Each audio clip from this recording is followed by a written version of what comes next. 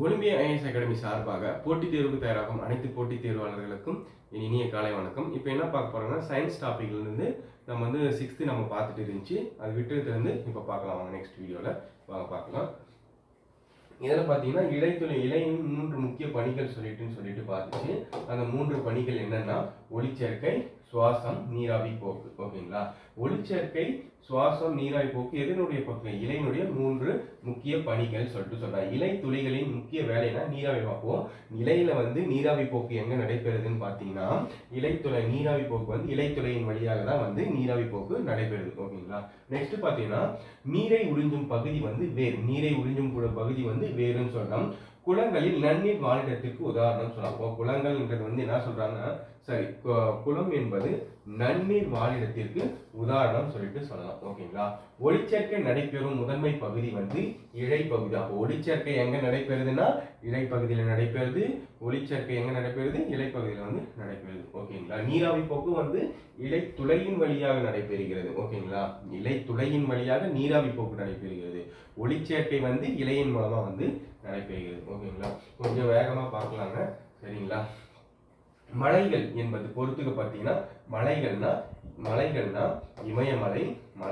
இமயமலை, பாலைவனம்னா வறண்ட இடங்கள், தண்டுனா கிளைகள், தண்டுல தான் கிளைகள் பிரியும். ஒளிச்சேர்க்கை எங்க நடைபெறும்? இலைகள் நடைபெறும். ஓகேங்களா? சல்லிவேர் தொகுப்புன்னா ஒருவித்திலை தாவரம். அதே மாதிரி ஆணிவேர் தொகுப்புன்னா இருவித்திலை தாவரம். ஓகேங்களா? நெக்ஸ்ட் பாருங்க.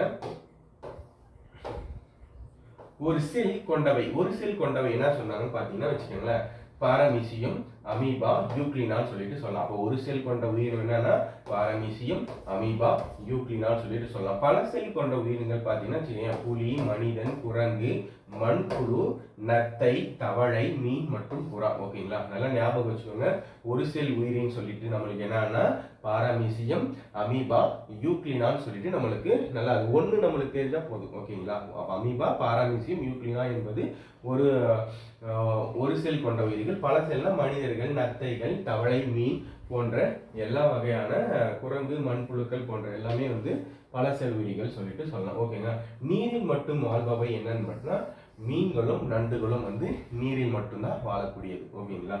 உயிரினத்தின் மிக சிறிய செயல்பாடு என்னன்னா செல்கள். அப்போ உயிரினத்தின் மிக சிறிய அமைப்புனா நம்ம உடல்ல பார்த்தீங்கன்னா கண்ணுக்கு தெரியாத சில சின்ன சின்ன செல்கள் வந்து இருக்கும். அது நம்ம வந்து கண்ணுல வந்து தெரியாது. அது வந்து லென்ஸ் வச்சு பார்த்தா வந்து நம்மளுக்கு தெரியும். ஓகேங்களா? நெக்ஸ்ட் பார்க்கலாம் வாங்க. ஜிராக் பறவைகள் பூங்கா எங்க இருக்குன்னு பாத்தீங்கன்னா நம்ம சிங்கப்பூர்ல தான் இருக்கு. அந்த சிங்கப்பூர்ல என்ன ஃபேமஸ்ன்னு பாத்தீங்கன்னா பெண்குவின்கள் இருக்கு. பாத்தீங்களா?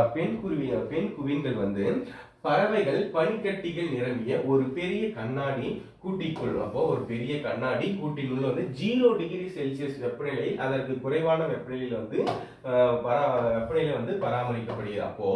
அப்போ ஜிராக் பறவைகள் பூங்கா எங்க இருக்குன்னு பாத்தீங்கன்னா வேற எங்க இல்லைங்க, சிங்கப்பூர்ல தான் இருக்கு. அது எதற்காக ஃபேமஸ்னா பெண்குவிகள் பறவை இனத்துலதான் வந்து பெண்குவின் வந்து சேரும். அது வந்து ஒரு கண்ணாடியில வந்து செய்யப்பட்ட ஒரு பெரிய கூண்டுல வந்து 0 டிகிரி செல்சியஸ் வெப்பநிலைக்கும் கீழே வந்து அந்த பெண்குவின்கள் வந்து பராமரிக்கப்படுகிறது. ஓகேங்களா? நெக்ஸ்ட் பாருங்க. அமீபான்றது என்னன்னு சொல்லிட்டு நம்ம முழுசா நமக்கு தெரியும். ஓகேவா? அது என்னன்னு சொல்லிட்டீங்கன்னா பாருங்க.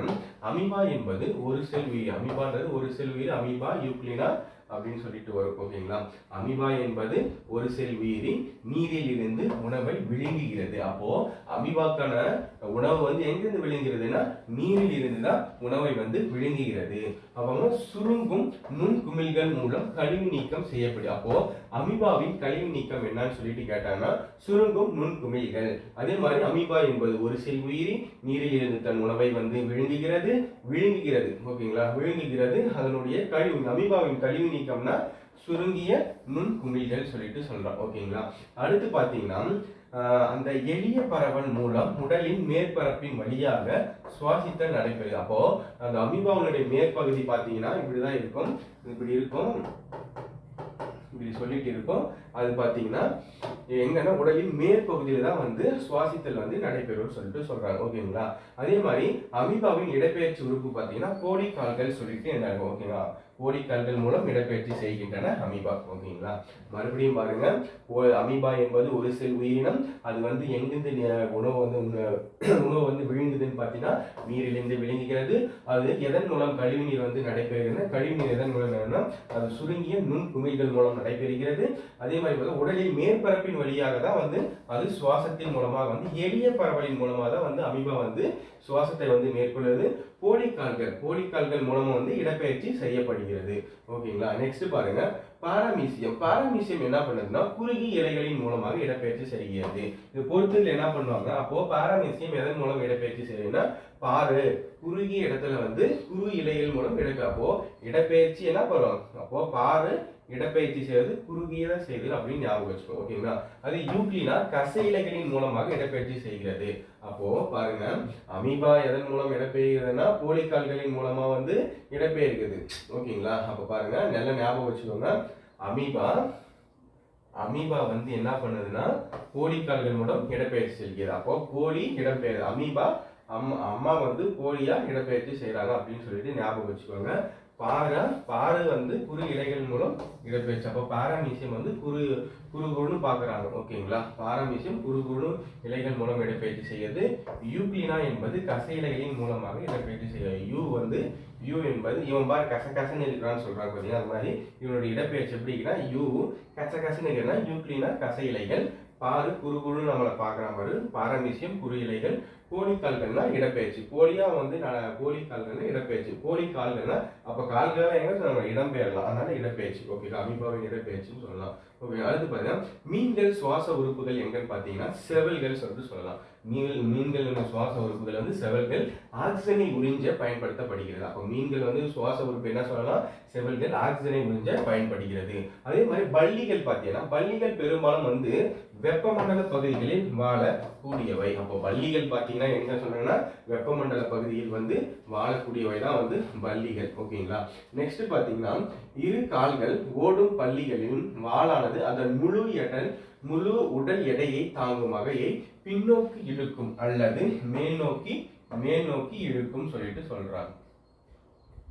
ஓகேங்களா, அப்ப பாருங்க, ஒரு பல்லி இருக்குதுன்னா அந்த பல்லி வந்து ஓடக்குள்ள அதுல பாருங்க ஒரு பல்லி இருக்குன்னு வச்சுக்கோங்களேன், உடல் அமைப்பு இப்படி இருக்குங்களா, அந்த வாள்கள் வந்து இப்படி இருக்குன்னு சொல்லிட்டு பாத்தீங்கன்னா அதனுடைய வளைஞ்சு இப்படி இருக்கு பாத்தீங்களா, அந்த வளைஞ்சு இருக்குன்னா அந்த பின்னோக்கு இயங்கும் அல்லது நோக்கி இருக்கும் சொல்லிட்டு சொல்றாங்க. ஓகேங்களா, ஓடக்கூடிய பல்லியை வந்து அடுத்து பாருங்க, பல்லிகள் வந்து எதன் மூலமா வந்து சுவாசிக்கிறதுன்னு பாத்தீங்கன்னா நுரையீரல் மூலமா சுவாசிக்கு. அப்போ பல்லிகள் வந்து எதன் மூலமா சுவாசிக்குதுன்னா நுரையீரல் மூலமா சுவாசிக்கின்றது.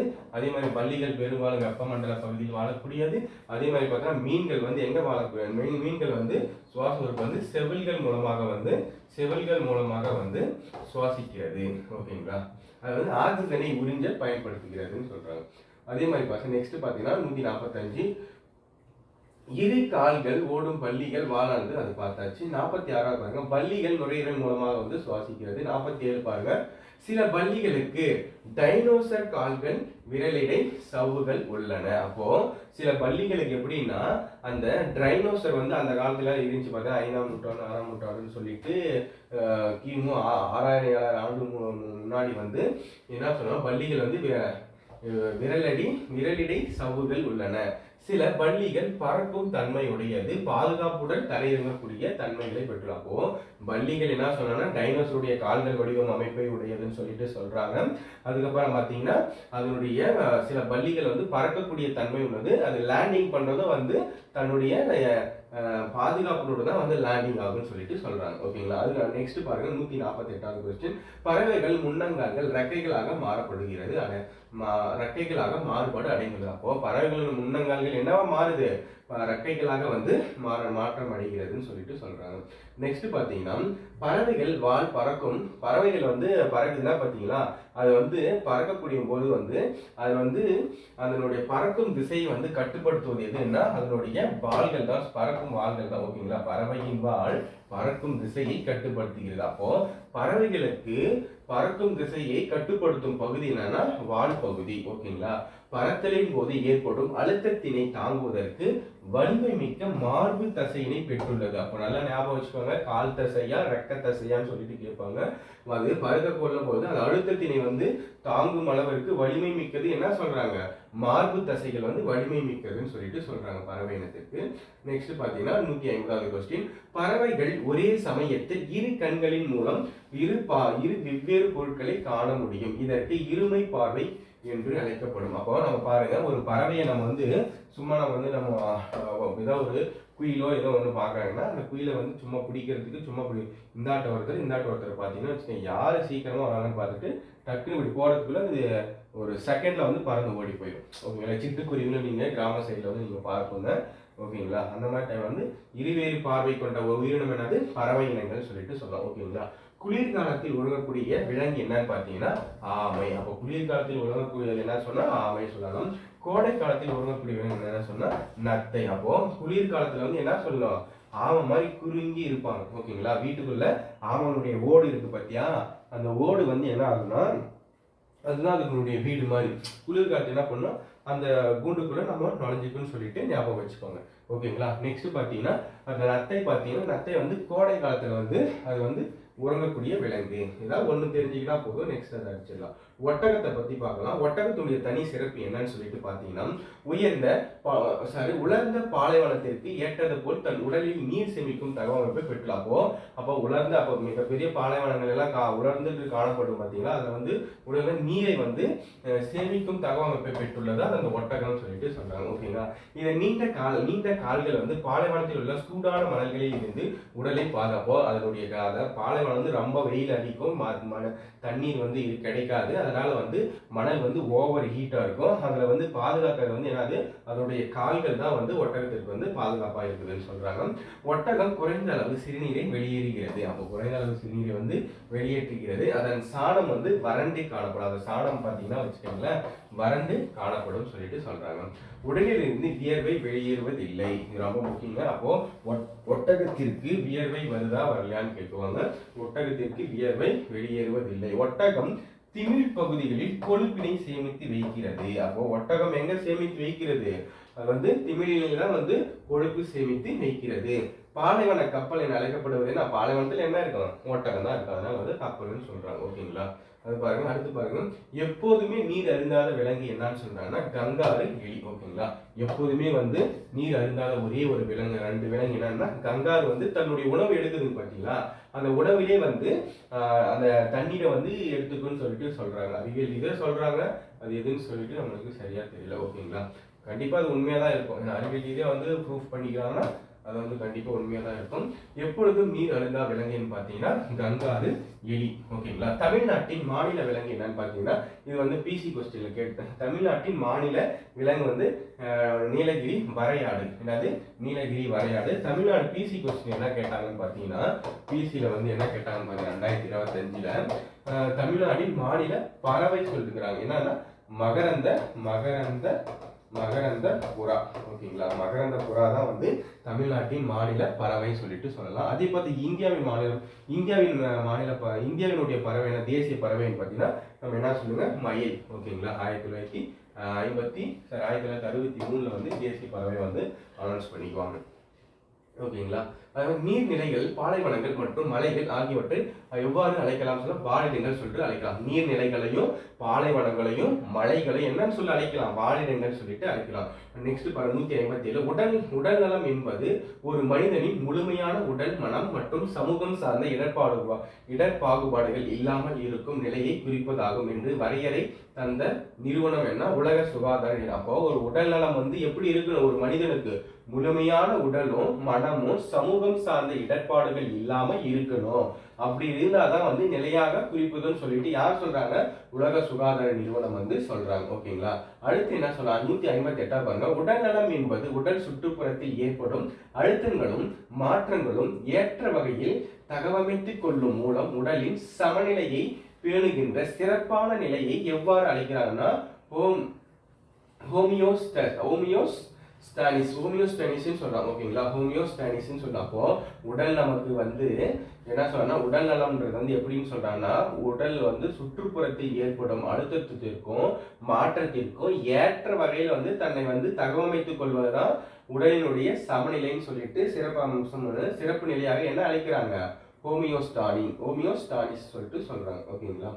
உணவில் உள்ள 159வது கொஸ்டின், உணவில் உள்ள வேதிப்பொருட்கள் அடிப்படையில் சத்து பொருட்கள். அப்ப பாத்தீங்கன்னா உணவுல வந்து வேதிப்பொருட்கள் இருக்கு பாத்தீங்களா, அந்த வேதிப்பொருட்கள் வந்து அடிப்படையில வந்து ஒரு 6 வகையான முக்கிய பிரிவுகள் இருக்குன்னு சொல்றாங்க. அதுல என்னென்ன முக்கியம்னா முக்கியமான கார்போஹைட்ரேட், இரண்டாவது வந்து புரதங்கள், மூன்றாவது வந்து கொழுப்பு, நான்காவது வந்து வைட்டமின்கள், தாது உப்புக்கள், நீர்கள். இது ரொம்ப முக்கியங்க. அப்போ உணவில் உள்ள வேதிப்பொருட்கள் அடிப்படை சத்துக்கள் எத்தனை நம்மளுக்கு 6 வகை இருக்குது. கார்போஹைட்ரேட்டுகள், புரதங்கள், கொழுப்புக்கள், விட்டமின்கள், தாது உப்புக்கள், நீர்கள் சொல்லிட்டு சொல்லலாம் ஓகேங்களா. அடுத்து பாருங்க, கார்போஹைட்ரேட்டுகள் மாவு சத்து கொண்டப்போ கார்போஹைட்ரேட்டுகள் எந்த உணவுல இருக்குன்னு பாத்தீங்கன்னா அது வந்து ஒரு மாவு சத்துன்னு சொல்லிட்டு சொல்றாங்க. உணவு ஆற்றல் தரும் ஆக்கக்கூறு. அப்ப பாருங்க, உடலுக்கு உணவு ஆற்றல் தரும் ஆக்கக்கூறுன்னு பாத்தீங்கன்னா கார்போஹைட்ரேட் சொல்றாங்க ஓகேங்களா. கார்போஹைட்ரேட்டுகளின் வடிவம் வந்து 3 வடிவம் சொல்றாங்க.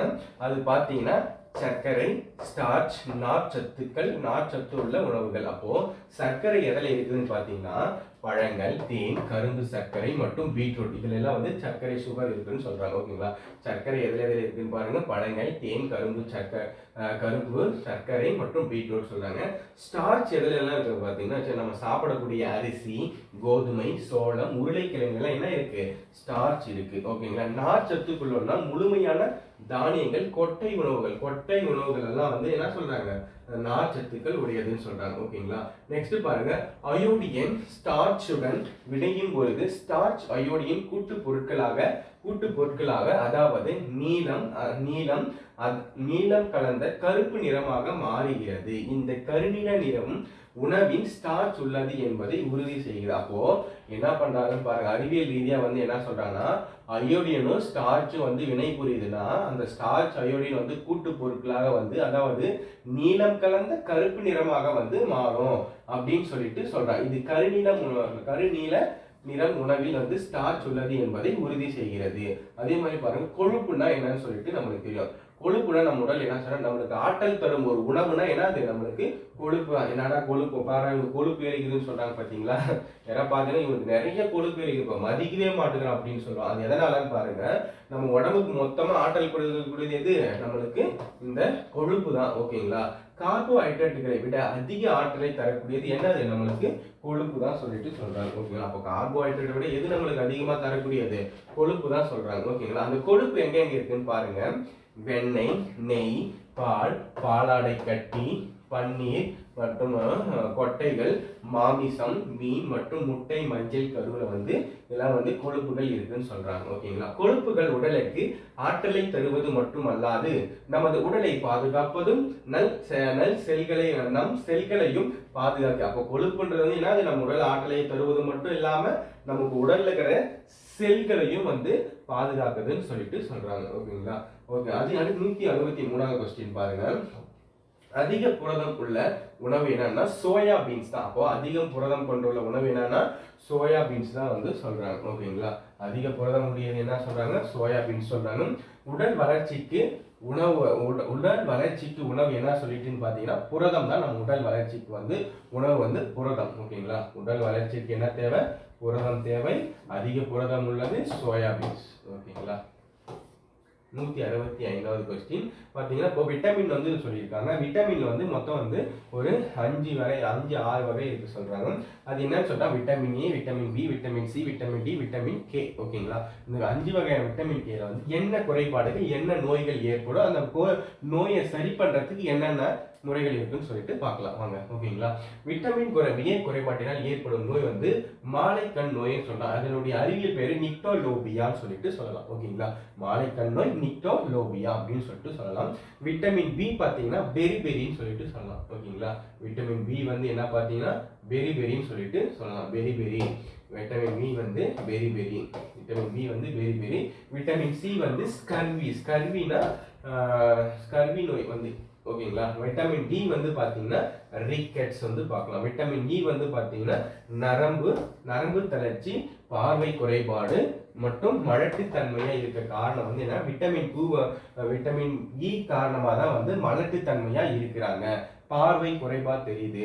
அதே மாதிரி பாத்தீங்கன்னா நரம்பு தளர்ச்சி ஏற்படுத்த காரணம் வந்து விட்டமின் இ தான் சொல்றேன். அதனால வந்து விட்டமின் இ வந்து கம்மியா இருக்கிறவங்க வந்து அதுக்கு என்னென்ன உணவு வந்து எடுத்துக்கணும் சொல்லிட்டு பாருங்க. ஓகேங்களா. நெக்ஸ்ட் வீடியோல வந்து கண்டினியூ அப்படியே ஒவ்வொன்றும் எக்ஸ்ட்ரா ஒரு என்னென்ன உணவுகள் சாப்பிடலாம் சொல்லிட்டு. விட்டமின் கே குறைபாட்டில் ஏற்படும் நோயில ரத்த உறைதல் மற்றும் எலும்புகளில் பற்களில் வந்து எலும்பு பற்களில் வந்து பலவீனம் சொல்லிட்டு சொல்லலாம். ஓகேங்களா. அப்போ விட்டமின் கே குறைபாட்டில் ஏற்படும் ரத்தம் உறைதல் மற்றும் எலும்புகளின் பற்கள் வந்து பலவீனம். ஓகேங்களா. பலவீனம் வந்து ஏற்படும். ஓகேங்களா. அதுக்கப்புறம் நெக்ஸ்ட் பாருங்க, உடலில் பல்வேறுபட்ட உயிர் வேதி வினைகள் நடத்தப்பட்ட மிகவும் அவசியமானது என்ன சொல்லணும், விட்டமின். அப்போ உடல்ல வந்து பல்வேறுபட்ட உயிர் வேதி வினைகள் வந்து நடப்பதற்கு மிகவும் அவசியமானது என்னன்னு சொல்லிட்டு பாருங்க, விட்டமின்கள் தான் சொல்லிட்டு சொல்றாங்க. ஓகேங்களா. பாதுகாப்பு உணவு என்பது அழைக்கப்படுவது விட்டமின். அப்போ உடலில் பல்வேறு உயிர் வேதி வினைகள் நடப்பதற்கும் விட்டமின்கள் தான் தேவை. பாதுகாப்பு உணவு வந்து நம்மளுக்கு வேணும்னாலே விட்டமின்கள் தான் நம்மளுக்கு தேவைப்படுது. ஓகேங்களா. நீரில் கரையும் விட்டமின் என்னன்னா பிசி ஞாபகம் வச்சுக்கோ. அப்போ நீரில் கரையினா பிசி, அப்ப இசி. அப்போ நீரில் கரையதை நம்ம பார்க்கணும்னா இசின்றத வந்து பிசி ஞாபகம் வச்சுக்கோ. அப்ப ஈக்கு வந்து எப்படி வரும், இ இப்படிதான் வரும். இ வந்து இசி ஞாபகம் வச்சுக்கோங்க. ஏன்னா ஈசினா நீரில் இருக்கிற வைட்டமினை நம்ம பார்க்கணும்னா ஈசி. அப்படின்னா ஈசி ஞாபகம் வச்சிங்கன்னா அது வந்து இப்படி போட்டுருங்க. இது வந்து பிசி. அப்படி இப்படி திருப்பி போட்டா என்ன ஆயிடும், பி வந்துடும். ஒரு கோடு போட்டா இப்படி திருப்பி போட்டா ஓகேங்களா. பிசி பி விட்டமின் பியும் சியும் வந்து நீரில் கரையக்கூடியது. கொழுப்பில் கரையக்கூடியது பார்த்தீங்கன்னா மற்றது எல்லாமே ஏ கே இ எல்லாம் வந்து கொழுப்பில் கரையக்கூடியது. அடுத்து பார்த்தீங்கன்னா நெக்ஸ்ட் 175 சூரிய திரைப்பூச்சி. சூரிய திரைப்பூச்சி சன்ஸ்கிரீன் லொகேஷன் சொல்லிட்டு சொன்னா தோலில் விட்டமின் டி உற்பத்தியை 95% குறைக்கிறது. இது விட்டமின் டி குறைபாடு நோய். அப்போ சன்ஸ்கிரீன் ஏற்படுது பார்த்தீங்கன்னா, அப்போ சூரிய திரைப்பூச்சினால வந்து விட்டமின் டி வந்து உற்பத்தி 95% வந்து குறைகிறதுன்னு சொல்றாங்க. 95% வந்து குறைகிறதுன்னு சொல்றாங்க. எனவே இது விட்டமின் டி குறைபாட்டினால் ஏற்படுகிறது. அடுத்து நெல்லிக்காய் வந்து ஆரஞ்சு பழங்கள் என்ன சொல்றாங்க, அது நெல்லிக்காய்களில் வந்து ஆரஞ்சு பழங்களை விட வந்து எத்தனை சதவீதம் வந்து விட்டமின் சி வந்து இருக்குதுன்னு பார்த்தீங்கன்னா 20 மடங்குகள் வந்து அதிக வந்து விட்டமின் சி வந்து காணப்படுகிறது. விட்டமின் சி வந்து நெல்லிக்காய் ஆரஞ்சு பழத்தோட நெல்லிக்காய் தான் வந்து 20 மடங்கு அதிகமாக இருக்குதுன்னு சொல்லிட்டு சொல்றாங்க. ஓகேங்களா. அடுத்து 177 பாருங்க, உடல் வளர்ச்சிக்கும் பொதுவான உடல் செயல்பாடுகளை ஒழுங்குபடுத்த தேவையான தாது உப்புக்கள். இப்போ உடலில் வளர்ச்சி இது ரொம்ப முக்கியங்க. இது இயர் கொஸ்டின்ல கேட்டிருக்காங்க எஸ்ஐ எக்ஸாம்ல. ஓகேங்களா. 2022ல கேட்டிருக்காங்க. உடல் வளர்ச்சிக்கும் பொதுவான உடல் செயல்பாடுகளை ஒழுங்குபடுத்த தேவைப்படுவது என்ன, தாது உப்புகள். அப்போ உடலை ஒழுங்குபடுத்துவது என்ன, தாது உப்புகள். பாதுகாப்பு உணவுகள் என்று அழைக்கப்படுவது தாது உப்புகள். பாதுகாப்பான உணவு என்று அழைக்கப்படுவது என்ன சொல்றாங்க, தாது உப்புகள். நெக்ஸ்ட் பாருங்க, வலுவான எலும்புகள் மற்றும் பற்கள் ரத்த உறைதலை வந்து எதனால காரணம்னா கால்சியம் குறைபாட்டினால தான் ஏற்படும். ஓகேங்களா. வலுவான எலும்புகளும் பற்களும் ரத்தம் உறைதல் காரணம் கால்சியம் குறைபாட்டினால தான் ஏற்படுது. வலுவான எலும்புகள் மற்றும் பற்கள் வந்து பாஸ்பரஸ் சொல்றாங்க. ஓகேங்களா. வலுவான எலும்புகளும் பற்களும் வந்து எதனால ஆனது, பாஸ்பரஸால் வந்து நம்ம உடல்ல ஆட்டோமேட்டிக்காக. தைராய்டு ஹார்மோன் உற்பத்தி எங்கன்னா அப்போ அயோடின் வந்து எங்க அயோடின் குறைபாட்டினால என்ன ஏற்படும், தைராய்டு ஹார்மோன் உற்பத்தி ஆகிறதுன்னு சொல்றாங்க. தைராய்டு குறைபாட்டினால தான் வந்து இது அயோடின் குறைபாடுலாம் வந்து தைராய்டு வந்து ஏற்படும். இந்த கழுத்தில் வந்து ஏற்படும் பார்த்தீங்களா, அது வந்து அயோடின் குறைபாடு தான் ஏற்படும்.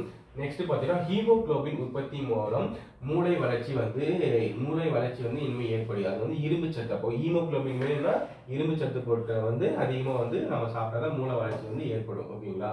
முருங்கை இலையில் நிறைந்துள்ள சத்துக்கள் வந்து என்ன பார்த்தீங்கன்னா vitamin A, vitamin C, potassium, calcium, இரும்பு சத்துக்கள் மற்றும் அப்போ நம்ம முருங்கை இலை பார்த்தீங்கன்னா வச்சுக்கோங்க, அந்த இலையில வந்து நம்ம சாதாரணமாக நினைக்கிறோங்க. மேக்சிமம் வந்து கிராம சைடில் வந்து நிறைய கிடைக்கும், சிட்டியில் வந்து கிடைக்காது. ஓகேங்களா. அப்போ அதில் என்னென்ன பாருங்க, வைட்டமின் ஏ, சியும் இருக்கு. அதுக்கப்புறம் பொட்டாசியம், கால்சியம், இரும்பு சத்து மற்றும் புரதங்கள் ஆக்சிஜனற்ற தடுப்பானாகவும் உள்ளதுன்னு சொல்றாங்க. ஓகேங்களா. உலகில் வந்து 70% முருங்கைக்கீரைகள் உற்பத்தி இந்தியாவில் தான். அப்போ உலக அளவிலே வந்து முருங்கை ப்ராடக்ட் பண்றதுல எந்த நாடு ஃபர்ஸ்ட்னா நம்ம இந்தியா தான் ஃபர்ஸ்ட் இடத்துல இருக்கு. ஓகேங்களா. நெக்ஸ்ட் பாருங்க, முருங்கை இலை பெரும்பாலும் இறக்குமதி செய்யக்கூடிய நாடுகள் சீனா, அமெரிக்கா, ஜெர்மனி, கனடா, தென் கொரியா மற்றும் ஐரோப்பிய நாடுகள். 186 சமீபத்தில் இந்தியாவில் நடத்தப்பட்ட ஆய்வின்படி 14.4 பில்லியன் குழந்தைகள் உடல் பருமனாக இருக்கின்றார்கள். இந்த வகையில் இந்தியா சீனாவிற்கு அடுத்ததாக உலக அளவில் 2வது இடத்தில் உள்ளது. அப்போ உடல் பருமன் குறைபாட்டினால் இருக்காங்க பாத்தீங்களா? அதுல வந்து சீனாக்கு அடுத்தபடியா வந்து யார் இருக்காங்க? இந்தியா தான் 2வது இடத்துல வந்து இருக்காங்க. ஓகேங்களா? குவாஷியர் நோய்களுக்கான அறிகுறிகள். குவாஷியர் நோய்னா என்னன்னா மராஸ்மஸ் நோய்னா என்ன? ஓகேங்களா? குவாஷியர்னா என்னது? மராஸ்மஸ்னா என்ன? குவாஷியர்கள்னா என்னன்னா வளர்ச்சி குறைபாடா இருக்கும். முகம், கை, கால் வந்து வீங்கன மாதிரி இருக்கக்கூடியதான் வந்து குவாஷியர்கள். அதே மராஸ்மஸ் பண்றாங்கன்னா உடம்பு வந்து ஒல்லியா இருப்பாங்க. எலும்பு மேல வந்து எலும்பெல்லாம் அப்படியே வெளியெல்லாம் தெரியும். அது எலும்பு மேல் தோல் போன்றது வந்து போட்டி போல வந்து காணப்படும். ஓகேங்களா? அப்ப பாருங்க, குவாஷியர் நோய்கள் அறிகுறிகள்: வளர்ச்சி குறைபாடுகள், முகம், கை, கால் வீக்கங்கள், வயிற்றுப்போக்குகள், மூளை வளர்ச்சி வந்து குறைபாடுனால தான் வந்து குவாஷியர்கள் ஏற்படும். மராஸ்மஸ் நோய் எதனால ஏற்படுதுன்னு பாருங்க. எலும்பின் மீது தோல் மூடியது போன்ற நிலைகள் தோன்றும் மெதுவான உடல் வளர்ச்சி தான் வந்து மராஸ்மஸ் சொல்றாங்க. கால்சியம் குறைபாட்டினால் ஏற்படும் நோய் வந்து என்ன சொல்றாங்க? ரிக்கெட்ஸ். ஓகேங்களா? ரிக்கெட்ஸ் வந்து எதனால் ஏற்படுது? கால்சியம் குறைபாட்டினால் ஏற்படுது. அப்போ ரிக்கெட்ஸ்னா எதனால் ஏற்படுது? கால்சியம் குறைபாட்டினால் ஏற்படுது. பாஸ்பரஸ் குறைபாட்டினால் ஏற்படும் நோய் என்ன? ஆன்டியோமலேசியா. அப்போ ஆஸ்டியோமலேசியான்னு சொல்லிட்டு சொல்லலாம். ஓகேங்களா? அப்போ கால்சியம் குறைபாட்டினால் என்ன நோய் ஏற்படுதுன்னா ரிக்கெட்ஸ் நோய் ஏற்படுகிறது. பாஸ்பரஸ் குறைபாட்டினால் என்ன நோய் ஏற்படுகிறதுனா ஆஸ்டியோமலேசியா சொல்லிட்டு ஏற்படுகிறது. ஓகேங்களா? அயோடின் குறைபாட்டினால் என்ன ஏற்படுதுன்னா குழந்தைகளுக்கு பார்த்தீங்கன்னா அயோடின் குறைபாட்டினால் வந்து கிரிட்டிசிசம் ஏற்படுது. அதே பெரியவங்களுக்கு பார்த்தீங்கன்னா வந்து என்னன்னு சொல்லிட்டு கமெண்ட் பாக்ஸ்ல கமெண்ட் பண்ணுங்க. ஓகேங்களா? அப்போ பாருங்க, அயோடின் குறைபாட்டினால் குழந்தைகளுக்கு வந்து கிரிட்டிசிசம் ஏற்படுகிறது. ஓகேங்களா? இரும்புச்சத்து குறைபாட்டினால் ஏற்படும் நோய் வந்து ரத்த சோகை. இரும்புச்சத்து குறைபாட்டினால் ஏற்படக்கூடிய நோய் என்னன்னா ரத்த சோகை. ஓகேங்களா? உலக சுகாதார நிறுவனம் கூற்றின்படி தூய்மை என்பது நோய்கள் பரவாமல் தடுப்பதும் உடல் நலத்தை பராமரிப்பதும் செய்யப்படும் பழக்க வழக்கங்களை கடைபிடித்தல் ஆகும். உலக சுகாதார நிறுவனம் என்ன சொன்னா? தூய்மை என்பது நோய்கள் பரவாமல் தடுப்பதும் உடல் நலத்தை பராமரிக்கவும் செயல்படவும் பழக்க வழக்கங்களை கடைபிடித்தல் ஆகும் சொல்றாங்க. அதே மாதிரி பார்த்தா 194வது கொஸ்டின், நுண்ணுயிரிகளின் முக்கிய பிரிவுகள் வந்து நுண்ணுயிரிகள் வந்து ஒரு 4 பிரிவுகளா வந்து பிரிக்கிறாங்க. அதுல பாத்தீங்கன்னா வச்சுக்கோங்க, பாக்டீரியா, வைரஸ், புரோட்டோசோவா, பூஞ்சைகள் சொல்லிட்டு ஒரு 4 பிரிவு. அப்போ நுண்ணுயிரிகள் எத்தனை பிரிவுகளா கொள்ளுங்கன்னா 4 பிரிவுகளா கொள்ளுங்க. அதுல பாக்டீரியானா என்னன்னு சொல்லிட்டு பார்க்கலாம். வைரஸ்னா எதன் மூலம் அந்த நோய் ஏற்படுதுன்னு சொல்லிட்டு பார்க்கலாம். புரோட்டோசோவானா எதன் மூலம் ஏற்படுதுன்னு பார்க்கலாம். பூஞ்சைகள் வந்து பார்க்கலாம். ஓகேங்களா? இது வந்து 4 நுண்ணுயிர்கள். ஓகேங்களா? அது ஃபர்ஸ்ட் என்ன சொல்லலாம்? பாக்டீரியா பார்க்க போறோம். பாக்டீரியா வந்து என்னன்னா மிக சிறிய ப்ரோகேரியாட்டிக் நுண்ணுயிரி. அப்போ ஒரு சிறிய ப்ரோகேரியாட்டிக் நுண்ணுயிரி என்ன சொல்றாங்க? பாக்டீரியான்னு சொல்லிட்டு சொல்லலாம். ஓகேங்களா? அது உட்கரு வந்து கிடையாது. அப்போ பாக்டீரியாவுக்கு உட்கரு இருக்கான்னு கேட்டாங்கன்னா கிடையவே கிடையாது. அப்போ பார்க்கறதுன்னா பாக்டீரியாவுக்கு வந்து என்ன இது? ப்ரோகேரியா நுண்ணுயிரிகள் உள்ளது. அதே வந்து உட்கரு கிடையாது. அது ஒட்டுண்ணிகளாகவோ அல்லது தன்னிசையாகவோ நுண்ணுயிர்களாகவோ காணப்படும். அப்போ ஒட்டுண்ணிகளாகவோ நுண்ணுயிர்களாகவோ தன்னிசையாகவோ வந்து என்ன காணப்படும்? பாக்டீரியா வந்து காணப்படும். திசுக்களை ஊடுருவி செல்லும். அப்போ திசுக்கள் இருக்கு பார்த்தீங்கன்னா நம்ம உடலுக்குள்ள திசுக்கள் ஏதாவது வந்து அலர்ஜி ஏற்பட்டுச்சுன்னா அதை வந்து திசுக்களில் ஊடுருவிக்கூடிய செல்லதான் நம்ம பாக்டீரியா. ஓகேங்களா? சீல் அல்லது தீங்கு விளைவிக்கும் பொருட்களை உற்பத்தி செய்யும். அப்போ சீல் அல்லது தீங்கு விளைவிக்கும் பொருட்களை வந்து உற்பத்தி செய்யக்கூடியதான் வந்து பாக்டீரியான்னு சொல்றாங்க. ஓகேங்களா? நெக்ஸ்ட் பாருங்க, பாக்டீரியாவால் ஏற்படும் நோய்னா அப்போ நல்லா ஞாபகம் வச்சுக்கோங்க, இது ரொம்ப முக்கியம். நோய்கள் டாபிக்ல இருந்து நம்மளுக்கு கம்பல்சரி வந்து எஸ்ஐ இருந்தாலும் சரி எந்த எக்ஸாம் இருந்தாலும் சரி நோய்கள் டாபிக் வந்து கம்பல்சரி நம்மளுக்கு வந்து ஆன்சர் வரும். அப்போ பாக்டீரியாவால் என்ன நோய் ஏற்படும்? வைரஸால் என்ன நோய் ஏற்படும் அப்படின்னு வந்து வேற என்ன இருக்கு? பாக்டீரியா, வைரஸ், புரோட்டோசோவா, பூஞ்சைகள் இதனால என்னென்ன நோய்கள் வந்து ஏற்படும் சொல்லிட்டு நீங்க வந்து பார்த்தாலும் அப்பதான் ஏதாவது ஒரு 2-3 தெரிஞ்சாதான் நம்மளுக்கு வந்து ஆப்ஷன் வந்து ஒமிட் பண்ணியாவது நம்மளால வந்து போட முடியும். சயின்ஸ் அதுக்குன்னு படிக்காம இருக்கக்கூடாது, அதிகமாக படிச்சுட்டு இருக்கக்கூடாது. ஆவரேஜா என்ன செலக்ட் பண்ணி ஒவ்வொரு டாப்பிக்காக படிக்கணும். ஓகேங்களா? அதே மாதிரி எஸ்ஐக்குனா நீங்கள் படிச்சு தான் அது வேறு வழியே கிடையாது. எஸ்ஐ போலீஸ் தான். ஓகேங்களா? வாங்க பார்க்கலாம். பாக்டீரியாவால் ஏற்படும் நோய்கள் பார்த்தீங்கன்னா காலரா, காச நோய், டெட்டன் கக்குவான், நிமோனியா, வயிற்றுப்போக்கு, டைபாய்டு. அப்போ பார்க்க என்னன்னு பாருங்க. பாக்டீரியானா கால்ரா, வயிற்றுப்போக்கு, நிமோனியா, டெட்டுவான், கக்குவான் மற்றும் காசநோய், டைபாய்டு. அப்போ பாக்டீரியாவுக்கு வந்து எப்படி நம்ம ஞாபகம் வச்சுக்கிறதுன்னு பாருங்க. ஒரு ஷார்ட்கட் சொல்றேன். நம்ம பார்க்கக்குள்ள என்ன பண்றான், காலையில் நடந்து போறான். காலையில் நடந்து போறக்குள்ள என்ன சொல்றாங்கன்னா, வந்து சும்மா ஏன்டா நடந்து போற, காசு கொடுத்துடாது, காசு ஏன்டா சும்மா காலையில் நடந்து போற, காசு கொடுத்துட்டு எங்கேயோ வண்டியில போகலான்னு போகலாம். இல்லை எனக்கு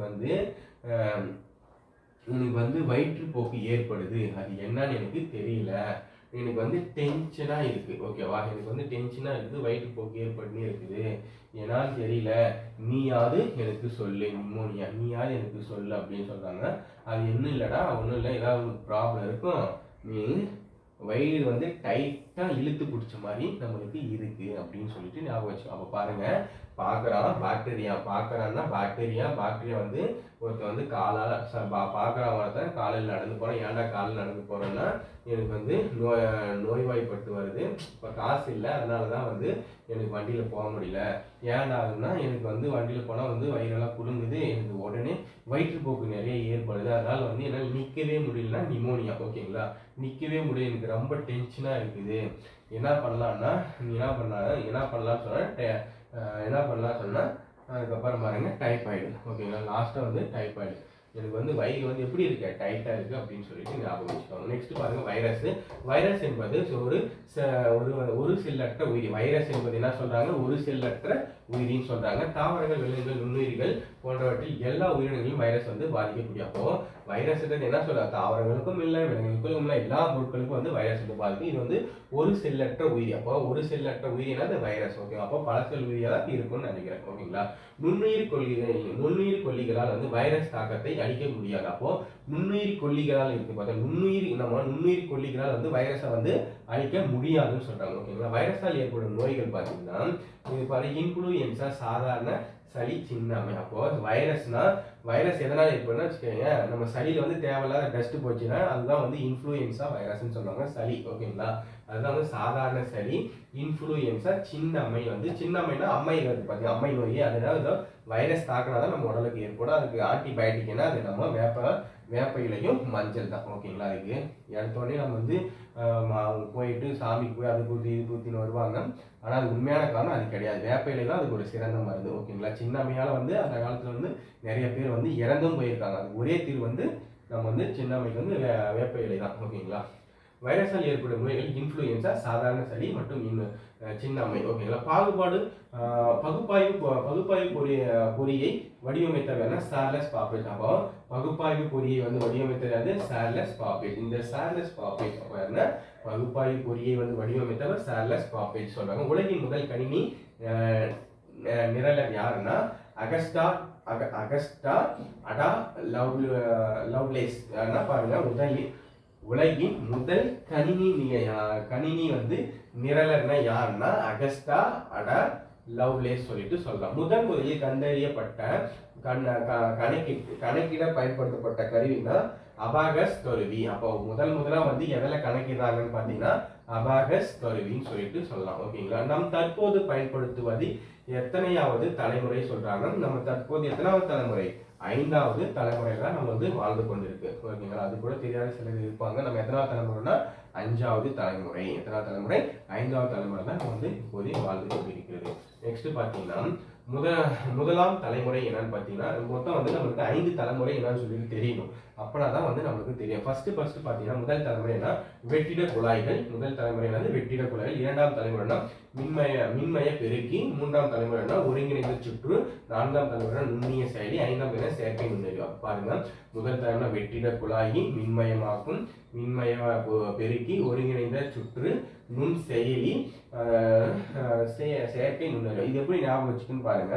ஃபர்ஸ்ட் வந்து வெற்றிட குழாய் இருக்கு சொல்லலாம். முதல்ல வந்து நம்மளுக்கு ஃபர்ஸ்ட் மட்டும் நாங்கள் வெற்றிட குழாய், அந்த குழாய் அமைக்கணும்னா நம்மளுக்கு என்ன வேணும், மின்மயமாக்க அந்த மின்மயம் வேணும். அந்த மின்மயம்னா ஒருங்கிணைந்த சுற்றி அது வந்து எனக்கு நுணுக்கமாக வந்து செயல்படணும். எப்படின்னா நுணுக்கமாக செயல்பட்டாதான் யாருக்கும் வந்து ஷேக் அடிக்காது, கரண்ட் அடிக்காது இருக்கும், ஓகேங்களா. அப்போதான் வந்து செயற்கை ஒரு நுணுக்கமாக வந்து நம்ம வந்து செயல்படணும். அப்போ பாருங்க, வெற்றிட குழாயை வந்து மின்சாரம் வந்து பெருக்கணும்னா ஏன்னா ஒருங்கிணைஞ்சு வந்து அது ஒயர்ல வந்து சுத்திலும் வந்து சுற்றணும், ஓகேங்களா. அது நுணுக்கமா சுற்றணும். நுணுக்கமா சுட்டினா வந்து செயற்கை நுண்ணறிவு, ஓகேங்களா. நெக்ஸ்ட் பாருங்க, தரவு என்பது முறைப்படுத்தப்பட வேண்டிய விவரங்கள். தரவு என்பது முறைப்படுத்தப்பட்ட வேண்டிய விவரங்கள். பொதுவாக இவை நேரடியாக நமக்கு பயன் தராது. பொதுவாக நேரடியாக நம்மளுக்கு பயன் தராது. பொதுவாக எண் எழுத்து பட குறியீட்டில் வந்து இருக்கும். நெக்ஸ்ட் பாருங்க 209. தகவல் என்பது நமக்கு நேரடியாக பயன்படுத்துவதும் வகையில் உருவாக்கும் தரவுகள் சொல்லிட்டு சொல்லலாம். ஓகேங்களா? அப்போ தரவுகள் சொல்லிட்டு என்ன சொல்றாங்கன்னா, தகவல் என்பது நமக்கு நேரடியாக பயன்படுத்தும் வகையில் உருவாக்கப்பட்டுள்ளது. தரவுகளில் இருந்து பெறப்படுபவை தகவல்கள். தேவைக்கேற்ப முறைப்பட்ட விவரங்கள் தான் தகவல் சொல்லிட்டு சொல்றாங்க. ஓகேங்களா? நெக்ஸ்ட் பாருங்க 210வது கொஸ்டின். கணினியில் நாம் செய்யக்கூடிய வேலைகளுக்கு உதவக்கூடிய கட்டளைகள் அல்லது நிரல்கள் தொகுப்பு என்பது மென்பொருட்கள். கணினியில் நாம் செய்யக்கூடிய வேலைகளுக்கு உதவக்கூடிய கட்டளைகள் அல்லது நிரல்கள் தொகுப்பு தான் வந்து மென்பொருட்கள் சொல்றாங்க. மென்பொருட்கள் 2 வகைப்படும். இயக்க மென்பொருட்கள், பயன்பாட்டு மென்பொருட்கள். மென்பொருட்கள் எத்தனை வகைப்படும்? 2 வகைப்படும். மென்பொருட்கள் வந்து இயக்க மென்பொருட்கள், பயன்பாட்டு மென்பொருட்கள். கணினியில் இயங்குவதற்கு உதவும் மென்பொருட்கள் வந்து இயக்க மென்பொருட்கள். கொஞ்சம் ஃபாஸ்டா பார்க்கலாம். ஓகேங்களா? டைம் சீக்கிரமா முடிக்கணும். ஒரு குறிப்பிட்ட செயலை வந்து மேற்கொள்ள பயன்படுத்தப்படும் மென்பொருட்கள் பயன்பாட்டு மென்பொருட்கள். ஒரு குறிப்பிட்ட செயலை வந்து மேற்கொள்ள பயன்படுத்தும் மென்பொருட்கள் வந்து பயன்பாட்டு மென்பொருட்கள். கணினியில் நெக்ஸ்ட் கொஸ்டின் பாருங்க 214.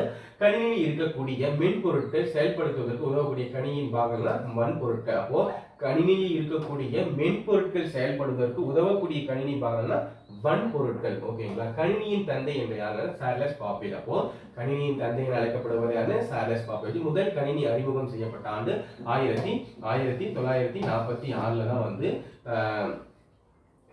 தயாரிச்சிருக்காங்க. உலகின் முதல் பொது பயன்பாட்டு கணினினா அனலேஜ் கம்ப்யூட்டர். ஓகேங்களா? அனலேஜ் கம்ப்யூட்டர் சொல்றாங்க. அது பாத்தீங்கன்னா குறியீட்டு எண்களை பயன்படுத்தி கணக்கிடும் கருவி தான் வந்து அபாகஸ் கருவி. அப்போ குறியீட்டு எண்களை கொண்டு பயன்படுத்துவது என்னது?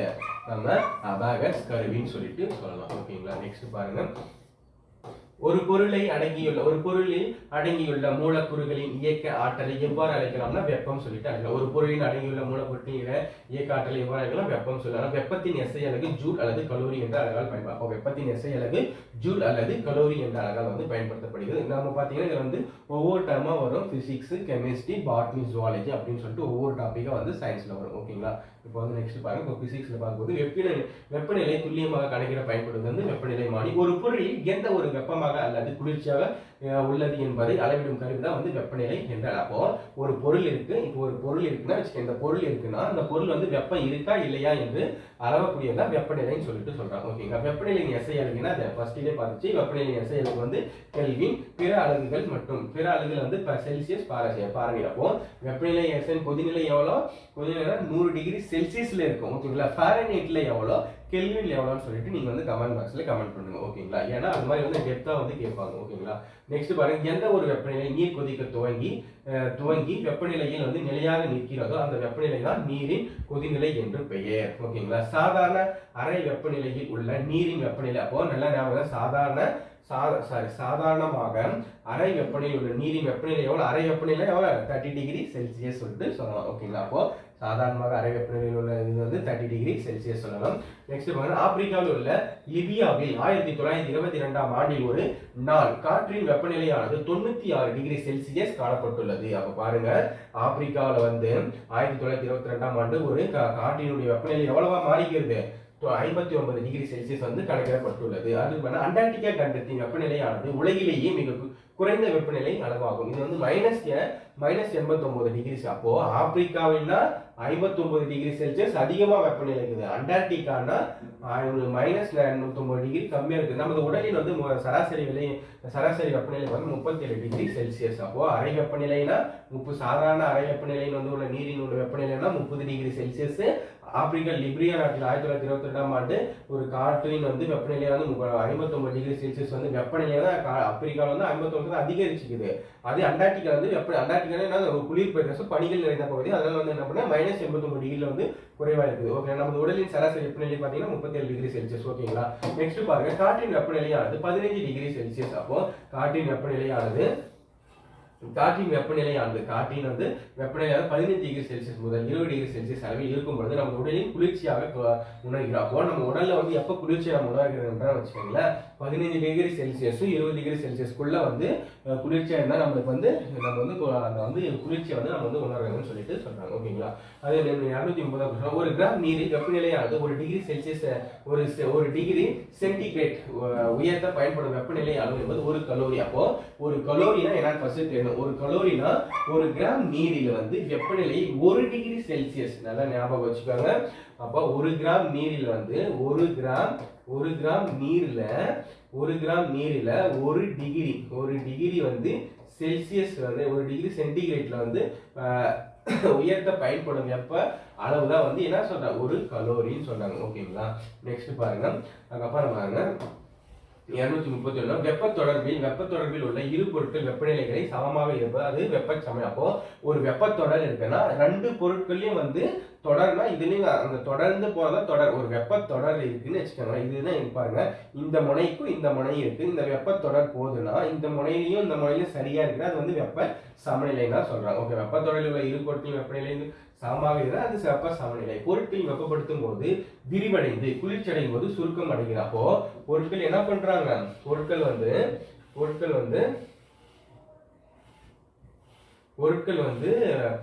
வெப்பப்படுத்தும் போது விரிவடைகிறதும் குளிர்ச்சியடையும் போது சுருங்குகிறதும் சொல்லலாம். அதே மாதிரி நம்ம பாறைகள்லயும் அப்படிதான் வரும். பாறை மீது வந்து ஜியாகிரபில நம்ம வந்து பார்க்கலாம். ஜியாகிரபில பார்க்கலாம், வெயில் காலங்களில் வந்து பாறை வந்து விரிவடையும், அதே இரவுல வந்து குளிரும் போது பாறை வந்து சுருங்கும் சொல்லிட்டு நம்ம வந்து ஜியாகிரபில வந்து பார்க்கலாம். ஓகேங்களா? அடுத்து பாருங்க 230. ஒரு பொருளை வெப்பப்படுத்தும் போது அது விரிவடைவதை வெப்ப விரிவடைதல் என்று அழைக்கப்படும். ஓகேங்களா? அப்ப பாருங்க, ஒரு பொருளை வெப்பப்படுத்தும் போது அது விரிவடைதல் என்ன சொல்றாங்க, வெப்ப விரிவடைதல் என்று அழைக்கப்படுகிறது. வெப்பத்தினால் பொருட்களின் நீளத்தில் ஏற்படும் அதிகரிப்பு நீள் விரிப்பு என்றும், பொருட்களின் பருமனில் ஏற்படும் அதிகரிப்பு பரும விரிப்பு என்று. அப்போ ஒரு வெப்பத்தினால் ஏற்படும் நீளத்தில் ஏற்பட்ட நீள் விரிப்பு, பருமனில் ஏற்பட்ட பரும விரிப்பு என்று அழைக்கலாம். ஓகேங்களா? நெக்ஸ்ட் பாருங்க, சமையலறை மற்றும் ஆய்வகங்களில் பயன்படுத்தக்கூடிய கண்ணாடி பொருட்கள் என்ன, போரோசிலிகேட் கண்ணாடி, பைரஸ் கண்ணாடி உருவாக்கப்படுது. இது ரொம்ப முக்கியங்க. இது வந்து பிசி கொஸ்டின் வந்து 2023 வந்து கேட்டிருக்காங்க. ஓகேங்களா? பிசிஎஸ்ஐ கொஸ்டின் கூட கேட்டிருக்காங்க. அப்போ சமையலறையில் என்ன கண்ணாடி பயன்படுத்துகிறோம் சொல்லலாம், போரோசிலிகேட் வந்து கண்ணாடி பயன்படுகிறது. வெப்பத்தை அதிர்கடத்தி என்று அதிர்கடத்தும் பொருள் என்பது கண்ணாடி. அப்போ வெப்பத்தை கடத்தாத ஒரு பொருள் என்னன்னா கண்ணாடின்னு சொல்லிட்டு சொல்றாங்க. ஒரு பொருளை வெப்பப்படுத்தும் பொழுது அதில் உள்ள மூலக்கூறு என்பது வேகம். ஒரு பொருள், இந்த பொருள் இருக்குன்னா இந்த பெண்ணை வந்து வெப்பப்படுத்தும் போது அது உள்ள வேகமா வந்து சூடு பண்ணக்குள்ள என்ன ஆகுதுன்னா நகர்த்தக்கூடிய வந்து பொருள் என்ன வேகமாக நடத்தக்கூடிய மூலக்கூறுனா வேகமாக நகரும் தொடர் சொல்றாங்க. ஓகேங்களா? நெக்ஸ்ட் பாருங்க, தமிழகத்தின் மிக அதிக அளவு பழுப்பு நிலக்கரி கிடைக்கும் இடம் சொல்ல நெய்வேலி. அப்போ தமிழ்நாட்டில் வந்து எங்க அதிகமா நிலக்கரி காணப்படுகிறது, நெய்வேலி தான். பழுப்பு நிலக்கரி வந்து அதிகமா அளவு கிடைக்கும். ஓகேங்களா? நெக்ஸ்ட் பாருங்க, பொறுத்துக்க கடலூர்ல வந்து எங்கன்னா கடலூர் தான் வந்து நெய்வேலி அனல் மின் நிலையம் வந்து காணப்படுகிறது.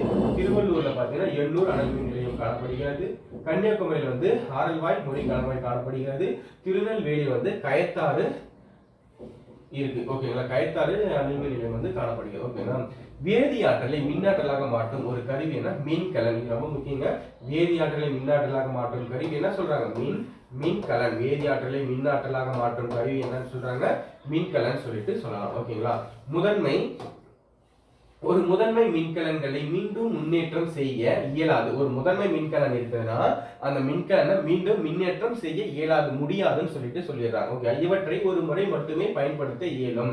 எடுத்துக்காட்டாக சுவர் கடிகாரங்கள், கை கடிகாரங்கள், ரோபோ பொம்மைகள். அப்போ நம்ம முதன்மை மின்கலன் என்ன மீண்டும் பயன்படுத்த நம்ம யூஸ் பண்ற வாட்ச் இருக்கு பாத்தீங்களா, கை கடிகாரத்துக்கும் அதே மாதிரி பாத்தீங்கன்னா நம்ம வந்து சுவர் கடிகாரம், கை கடிகாரம் மற்றும் ரோபோ நம்ம பொம்மைங்களாம் கிளிகளும் அந்த குழந்தைங்களுக்கு வந்து குழந்தை வந்து இதுக்குள்ள வந்து இதை வந்து வாங்கிட்டு வரும் பாத்தீங்களா, இந்த கார் அதில் இருக்கிற ரிமோட் கண்ட்ரோலில் அதை சார்ஜஸ் பண்ற அந்த செல் இருக்கு பார்த்தீங்கன்னா, அந்த செல் வந்து முதன்மை கடிகாரம். ஓகேங்களா? முதன்மை மின்கலன். ஏன்னா ஒரு டைம் மட்டும் தான் பயன்படுத்த முடியும், மீண்டும் வந்து அதை வந்து பயன்படுத்த முடியாது. ஓகேங்களா? அது வந்து முதன்மை மின்கலன். ஓகேங்களா? முதன்மை மின்கலன். துணை மின்கலன்னா பலமுறை மின்னேற்றம் செய்யப்படுகிறது. ஓகே, துணை மின்கலன்னா பலமுறை நம்ம யூஸ் பண்ற போனு, நம்ம யூஸ் பண்ற லேப்டாப்பு, நம்ம யூஸ் பண்ற வந்து அவசர கால மற்றும் வாகனங்கள்ல எல்லாமே வந்து என்ன சொல்ல, மடிக்கணினி, கைபேசிகள், வாகனங்கள் எல்லாமே வந்து நம்ம யூஸ் பண்ற எல்லாமே துணை மின்கலன். நம்ம அதுக்கு துணையா இருக்கிறதுனால துணை மின்கலன். முதன்மைனா ஒரு டைம் பயன்படுத்தி தூக்கி போறதால வந்து முதன்மை மின்கலன். ஓகேங்களா. மின்கலத்தில் நேர்முனையிலிருந்து எதிர்முனைகளுக்கு மின்னோட்டம் செல்லும் தொடர்ச்சியை மூடிய பாதை வந்து மின் சுற்று. அப்போ மூடிய பாதை என்பது மின் சுற்று. அப்போ ஒரு மின்கலன் இருக்குதுன்னு வச்சுக்கோங்க. இதுதான் ஒரு மின்கலன் இருக்குன்னு வச்சுக்கோங்க. இது நேர்முனை, அது எதிர்முனை. ஓகேங்களா. எதிர்முனை மின்னோட்டம் செல்லும் தொடர்ச்சியான போனா இங்க வந்து சுவிட்ச் இருக்குது, அதுதான் மூடிய பாதை வந்து மின் சுற்றுன்னு சொல்லிட்டு சொல்லலாம். ஓகேங்களா.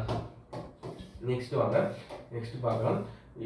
244 தான். மின்சுற்றின் வகைகள் பார்த்தீங்கன்னா எளிய மின்சுற்று, தொடர் இணைப்பு மின்சுற்று, பக்க இணைப்பு மின்சுற்று சொல்றாங்க. வீடுகளில் பயன்படுத்தக்கூடிய என்னன்னா வீடுல பார்த்தீங்கன்னா பக்க இணைப்பு தான். ஏன்னா அங்க ஒரு கனெக்ஷன் கொடுப்பாங்க, இங்க ஒரு கனெக்ஷன் கொடுப்பாங்க, பின்னால் ஒரு கனெக்ஷன் கொடுப்பாங்க, முன்னாடி ஒரு 10 கனெக்ஷன் கொடுத்தாங்க. அதனால வந்து அது வந்து பக்க இணைப்புன்னு சொல்லி ஞாபகம் வச்சுப்பாங்க. ஓகேங்களா. மின்சாரத்தை உருவாக்கும் திறன் கொண்ட மீன் வந்து என்ன சொல்லணும்னா ஈல் மீன் சொல்லிட்டு சொல்லலாம். ஓகேங்களா. மின்சாரத்தை பயன்படுத்தும் திறன் கொண்ட மீன் வந்து ஈல் மீன் சொல்றோம். ஒரு மின் சுற்றில் பாயும் மின்னோட்டத்தின் அளவை அளவிடும் பிறகு அம்மீட்டர். ஒரு மின் சுற்று இருக்குன்னா ஒரு மின் சுற்று இருக்குன்னு வச்சுக்கோங்களேன். அந்த மின் சுற்றுல வந்து ஒரு மின் சுற்றுல வந்து இது பிளஸ் இது மைனஸ் சுற்று. மின் சுற்று வந்து பாயும் மின்னோட்டத்தின் அளவை பயன்படுத்துவது தான் வந்து இது வந்து என்ன சொல்றாங்க அம்மீட்டர் சொல்றாங்க. மின் சுற்றின் அம்மீட்டரை எவ்வாறு இணைக்கப்பட வேண்டும்னா அது தொடர் இணைப்பாங்க. அப்போ மின் சுற்றுல வந்து அம்மீட்டர் எப்படி தொடர்ல வந்து இணைச்சாதான் அம்மீட்டர் வந்து அணைக்க முடியும்னு சொல்லிட்டு சொல்றாங்க. ஓகேங்களா. கடத்தியின் மின்னோட்டங்கள் பாயும் வீதம் என்பது ஒரு கடத்தியில வந்து மின்னோட்டம் பாயும் வீதம் என்ன சொல்றாங்க மின்னோட்டம் சொல்லிட்டு சொல்றாங்க. ஒரு கடத்தியின் மின்னோட்டம் பாயும் வீதத்தை வந்து மின்னோட்டம் சொல்லிட்டு சொல்லலாம். ஓகேங்களா. நெக்ஸ்ட் பாத்தீங்கன்னா பொருட்களின் தன் வழியாக மின்னூட்டங்கள் செல்ல அனுமதிக்கின்றவை எவ்வாறு மின் கடத்தி. அப்போ ஒரு பொருள் வந்து தன் வழியை அனுமதிக்கிறா, அது மின் கடத்திகள். அனுமதிக்காதது மின் கடத்தா பொருட்கள். ஓகேவா. அதுக்கப்புறம் அதிர்கடத்திகள் என்ன சொல்றேன்னா மின்சாரம் பாயாத கூடியதுதான் வந்து அதிர்கடத்திகள் சொல்லிட்டு சொல்லலாம். அதிர்கடத்திகள் என்ன சொல்றா பிளாஸ்டிக், கண்ணாடி, மரம், ரப்பர், பீங்கான், எபோனைட் எல்லாம் வந்து அதிர்கடத்திகள் சொல்லலாம். ஓகே. மின்சாரத்தை கடத்தாத பொருட்கள் எல்லாமே வந்து அதிர்கடத்திகள் தான். ஓகேங்க. தாமஸ் ஆல்வா எடிசன் என்ன பண்றாருன்னா பாத்தீங்கன்னா பிப்ரவரி 11, 1847 அன்று அக்டோபர்ல வந்து பிறக்கிறாரு. 1831 அமெரிக்காவில் வந்து ஒரு இது கண்டுபிடிக்கிறார். என்னன்னா லைட் நம்ம கண்டுபிடிச்சாரு தாமஸ் ஆல்வா எடிசன் அவர்கள் தான் அவருடைய பிறப்பு எப்போ பாருங்க 1879 பிறக்கிறாரு. 1931 வந்து கண்டுபிடிக்கிறார். ஓகேங்களா. நெக்ஸ்ட் பாத்தீங்கன்னா டைனமோவை கண்டுபிடித்தவர் யாருன்னா மைக்கேல் பாரடே. ஒரு நிமிஷம் இருங்க, வாங்க பார்க்கலாம். அதிர்கடத்திகள் வந்து என்ன சொல்றாங்க பிளாஸ்டிக், கண்ணாடி மற்றும் ரப்பர், பீங்கான், எபோனைட் சொல்றாங்க. தாமஸ் ஆல்வா எடிசன் காலம் பாத்தீங்கன்னா பிப்ரவரி 11, 1847, அக்டோபர் 18, 1931. ஓகேங்களா. கண்டுபிடிக்கிறார். என்னது லைட் வந்து கண்டுபிடிச்சது. ஓகேங்களா. டைனமோவை கண்டுபிடிக்கிறார் மைக்கேல் பாரடே. அவருடைய காலங்கள் பாத்தீங்கன்னா 1791, 1867. அப்போ டைனமோவை கண்டுபிடிச்சது யாரு டைனோமோ மோவை. அப்போ மைக்கேல் பாரடே அப்படின்னு சொல்லிட்டு ஞாபகம் வச்சுக்கோங்க. வேதி ஆற்றலை மின்னாற்றலாக மாற்றும் சாதனம் மின்கலன்கள். அப்ப வேதி ஆற்றலை மின்னாற்றலமாக மின்கலன்கள் சொல்லிட்டு சொல்றோம். மெதுவான மாற்றங்கள்னா நகம் வளருது, நம்ம முடி வளருது, பருவநிலை மாற்றங்கள், விதை வந்து முளைத்தல் எல்லாமே மெதுவான மாற்றங்கள். அதே மாதிரி வேகமான மாற்றங்கள் சொல்லிட்டு பாத்தீங்கன்னா பலூன் வெடிக்கிறது, கண்ணாடி உடைதல், பட்டாசு வெடித்தல், காகிதம் தயாரித்தல் எல்லாம் என்னது வேகமாக வந்து மாற்றங்கள் வந்து ஏற்படும். ஓகேங்களா. மீள் மாற்றம்னா என்ன மீளா மாற்றம்னா மீள் மாற்றம்னா ஒரு சில மாற்றங்கள் நிகழும் போது மாற்றம் அடைந்த பொருட்கள் மீண்டும் தங்கள் பழைய நிலைமைக்கு. அப்ப பாத்தீங்கன்னா தொட்டாசு நீங்க பாத்தீங்கன்னா ஒரு இலை இருக்கும், அந்த இலை வந்து கொடி மாதிரி தான் இருக்கும். அதை போய் தொட்ட உடனே நம்ம என்ன சுருங்கிடும். ஓகேங்களா. அது வந்து மீள் மாற்றம் தான். ஆனா வந்து தொட்ட உடனே சுருங்கிடும். மறுபடியும் என்ன பண்ணிடும்னா மறுபடியும் ஒரு 2 மணி நேரம் கழிச்சு வந்து பாத்தீங்கன்னா அது வந்து ஆட்டோமேட்டிக்கா தன்னுடைய பழைய நிலைக்கு வந்து போயிடும். ஓகேங்களா. அதுதான் வந்து தொட்டாசு நீங்கி தாவரம் மற்றும் ரப்பர் வளையல் மற்றும் பனிக்கட்டி உருகுதல் வந்து மீள் மாற்றமா மீளா மாற்றமான்னு தெரியும். ஓகேங்களா. பனிக்கட்டி உருகிடுச்சுன்னா மறுபடியும் அதை என்ன பண்ணலாம் குளிர் வச்சா தன்னோட நிலையை வந்து மாறிக்கும். அதனாலதான் வந்து மீள் மாற்றம்னு சொல்லிட்டு சொல்றாங்க. ஓகேங்களா. நெக்ஸ்ட் பண்ண 258 மீளா மாற்றம் என்ன சில மாற்றங்கள் நிகழும் போது மாற்றம் அடைந்த பொருட்கள் மீண்டும் தங்கள் அப்போ ஒரு சில மாற்றம் ஏற்படுதுன்னா தன்னுடைய பழைய நிலைக்கு வந்து மாறாது. ஒரு கண்ணாடி போட்டு உடைச்சுன்னா மறுபடியும் அந்த கண்ணாடி வந்து வராது. ஓகே. பால் தயிரா மாறினா மறுபடியும் ரிட்டர்ன் வராது. உணவு செரிக்கிறது வந்து ஒரு டைம் ஆயிடுச்சுன்னா மறுபடியும் ரிட்டர்ன் வந்து அந்த உணவு வராது. அதே மாதிரினா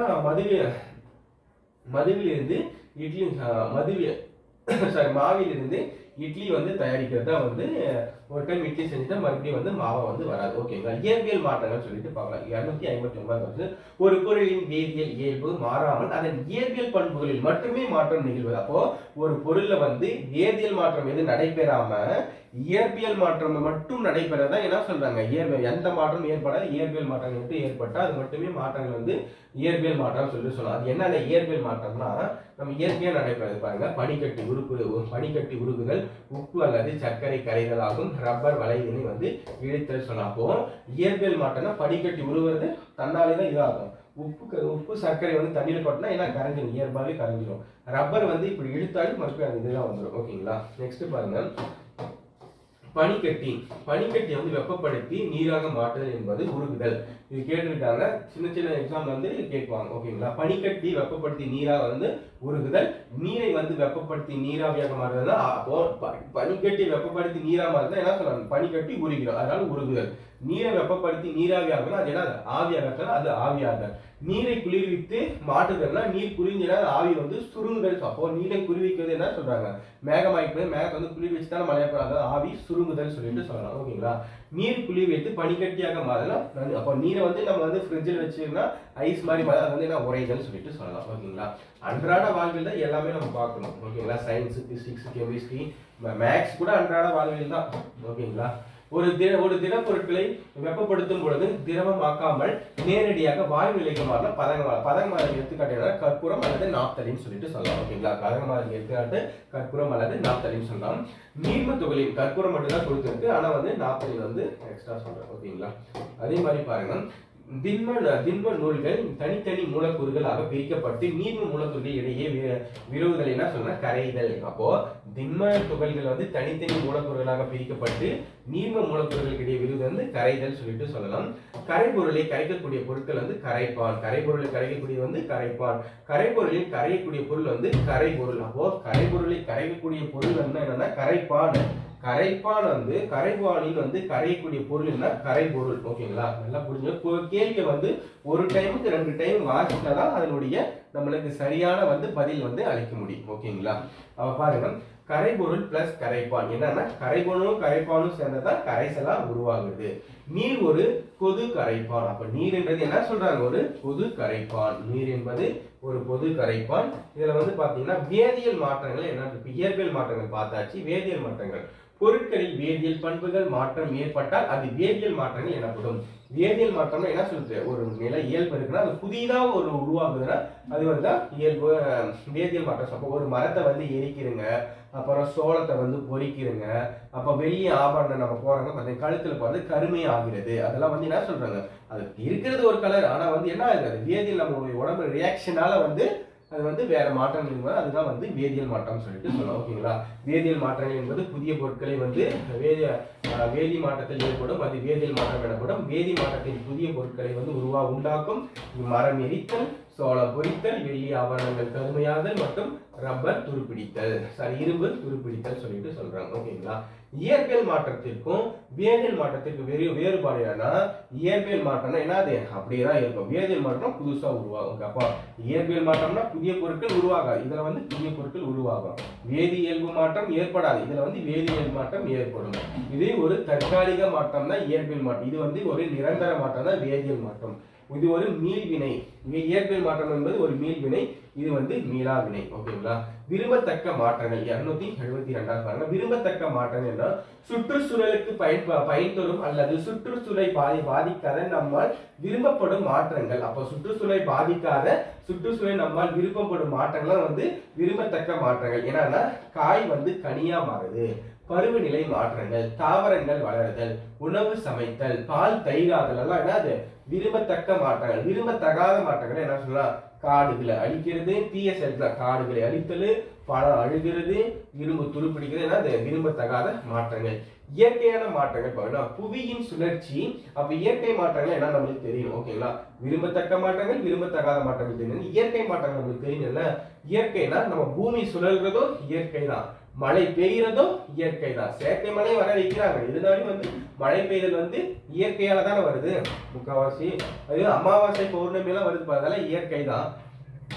ஓகேங்களா. பல்வேறு நிலைகள் வந்து இருக்குது. மனிதனால் ஏற்படக்கூடிய நெக்ஸ்ட் பாருங்க 275 மனிதனால் ஏற்படக்கூடிய மாற்றங்கள் அல்லது செயற்கையாக மாற்றங்கள், அது சமைத்தல், காடுகளை அழித்தல், பயிரிடுதல், கட்டிடங்கள் கட்டுதல். ஓகே, அப்போ மனிதனால் ஏற்படக்கூடிய மாற்றங்கள் என்னன்னா சமைக்கிறது, காடுகளை அழிக்கிறது, பயிரிடுதலும், கட்டிடங்கள் கட்டுதல் சொல்றாங்க. ஓகேங்களா. நெக்ஸ்ட் பாருங்க 276 பனிக்கட்டி நீராக உருகும் போது ஏற்படும் மாற்றங்கள் நிலை மாற்றம். பனிக்கட்டி உருகுதுன்னா அது என்ன, அது நிலையான, அது ஒரு நிலையா இருக்கு, அது நிலை வந்து மாறதுல அது நிலை மாற்றம் சொல்லிட்டு சொல்லலாம். ஓகேங்களா.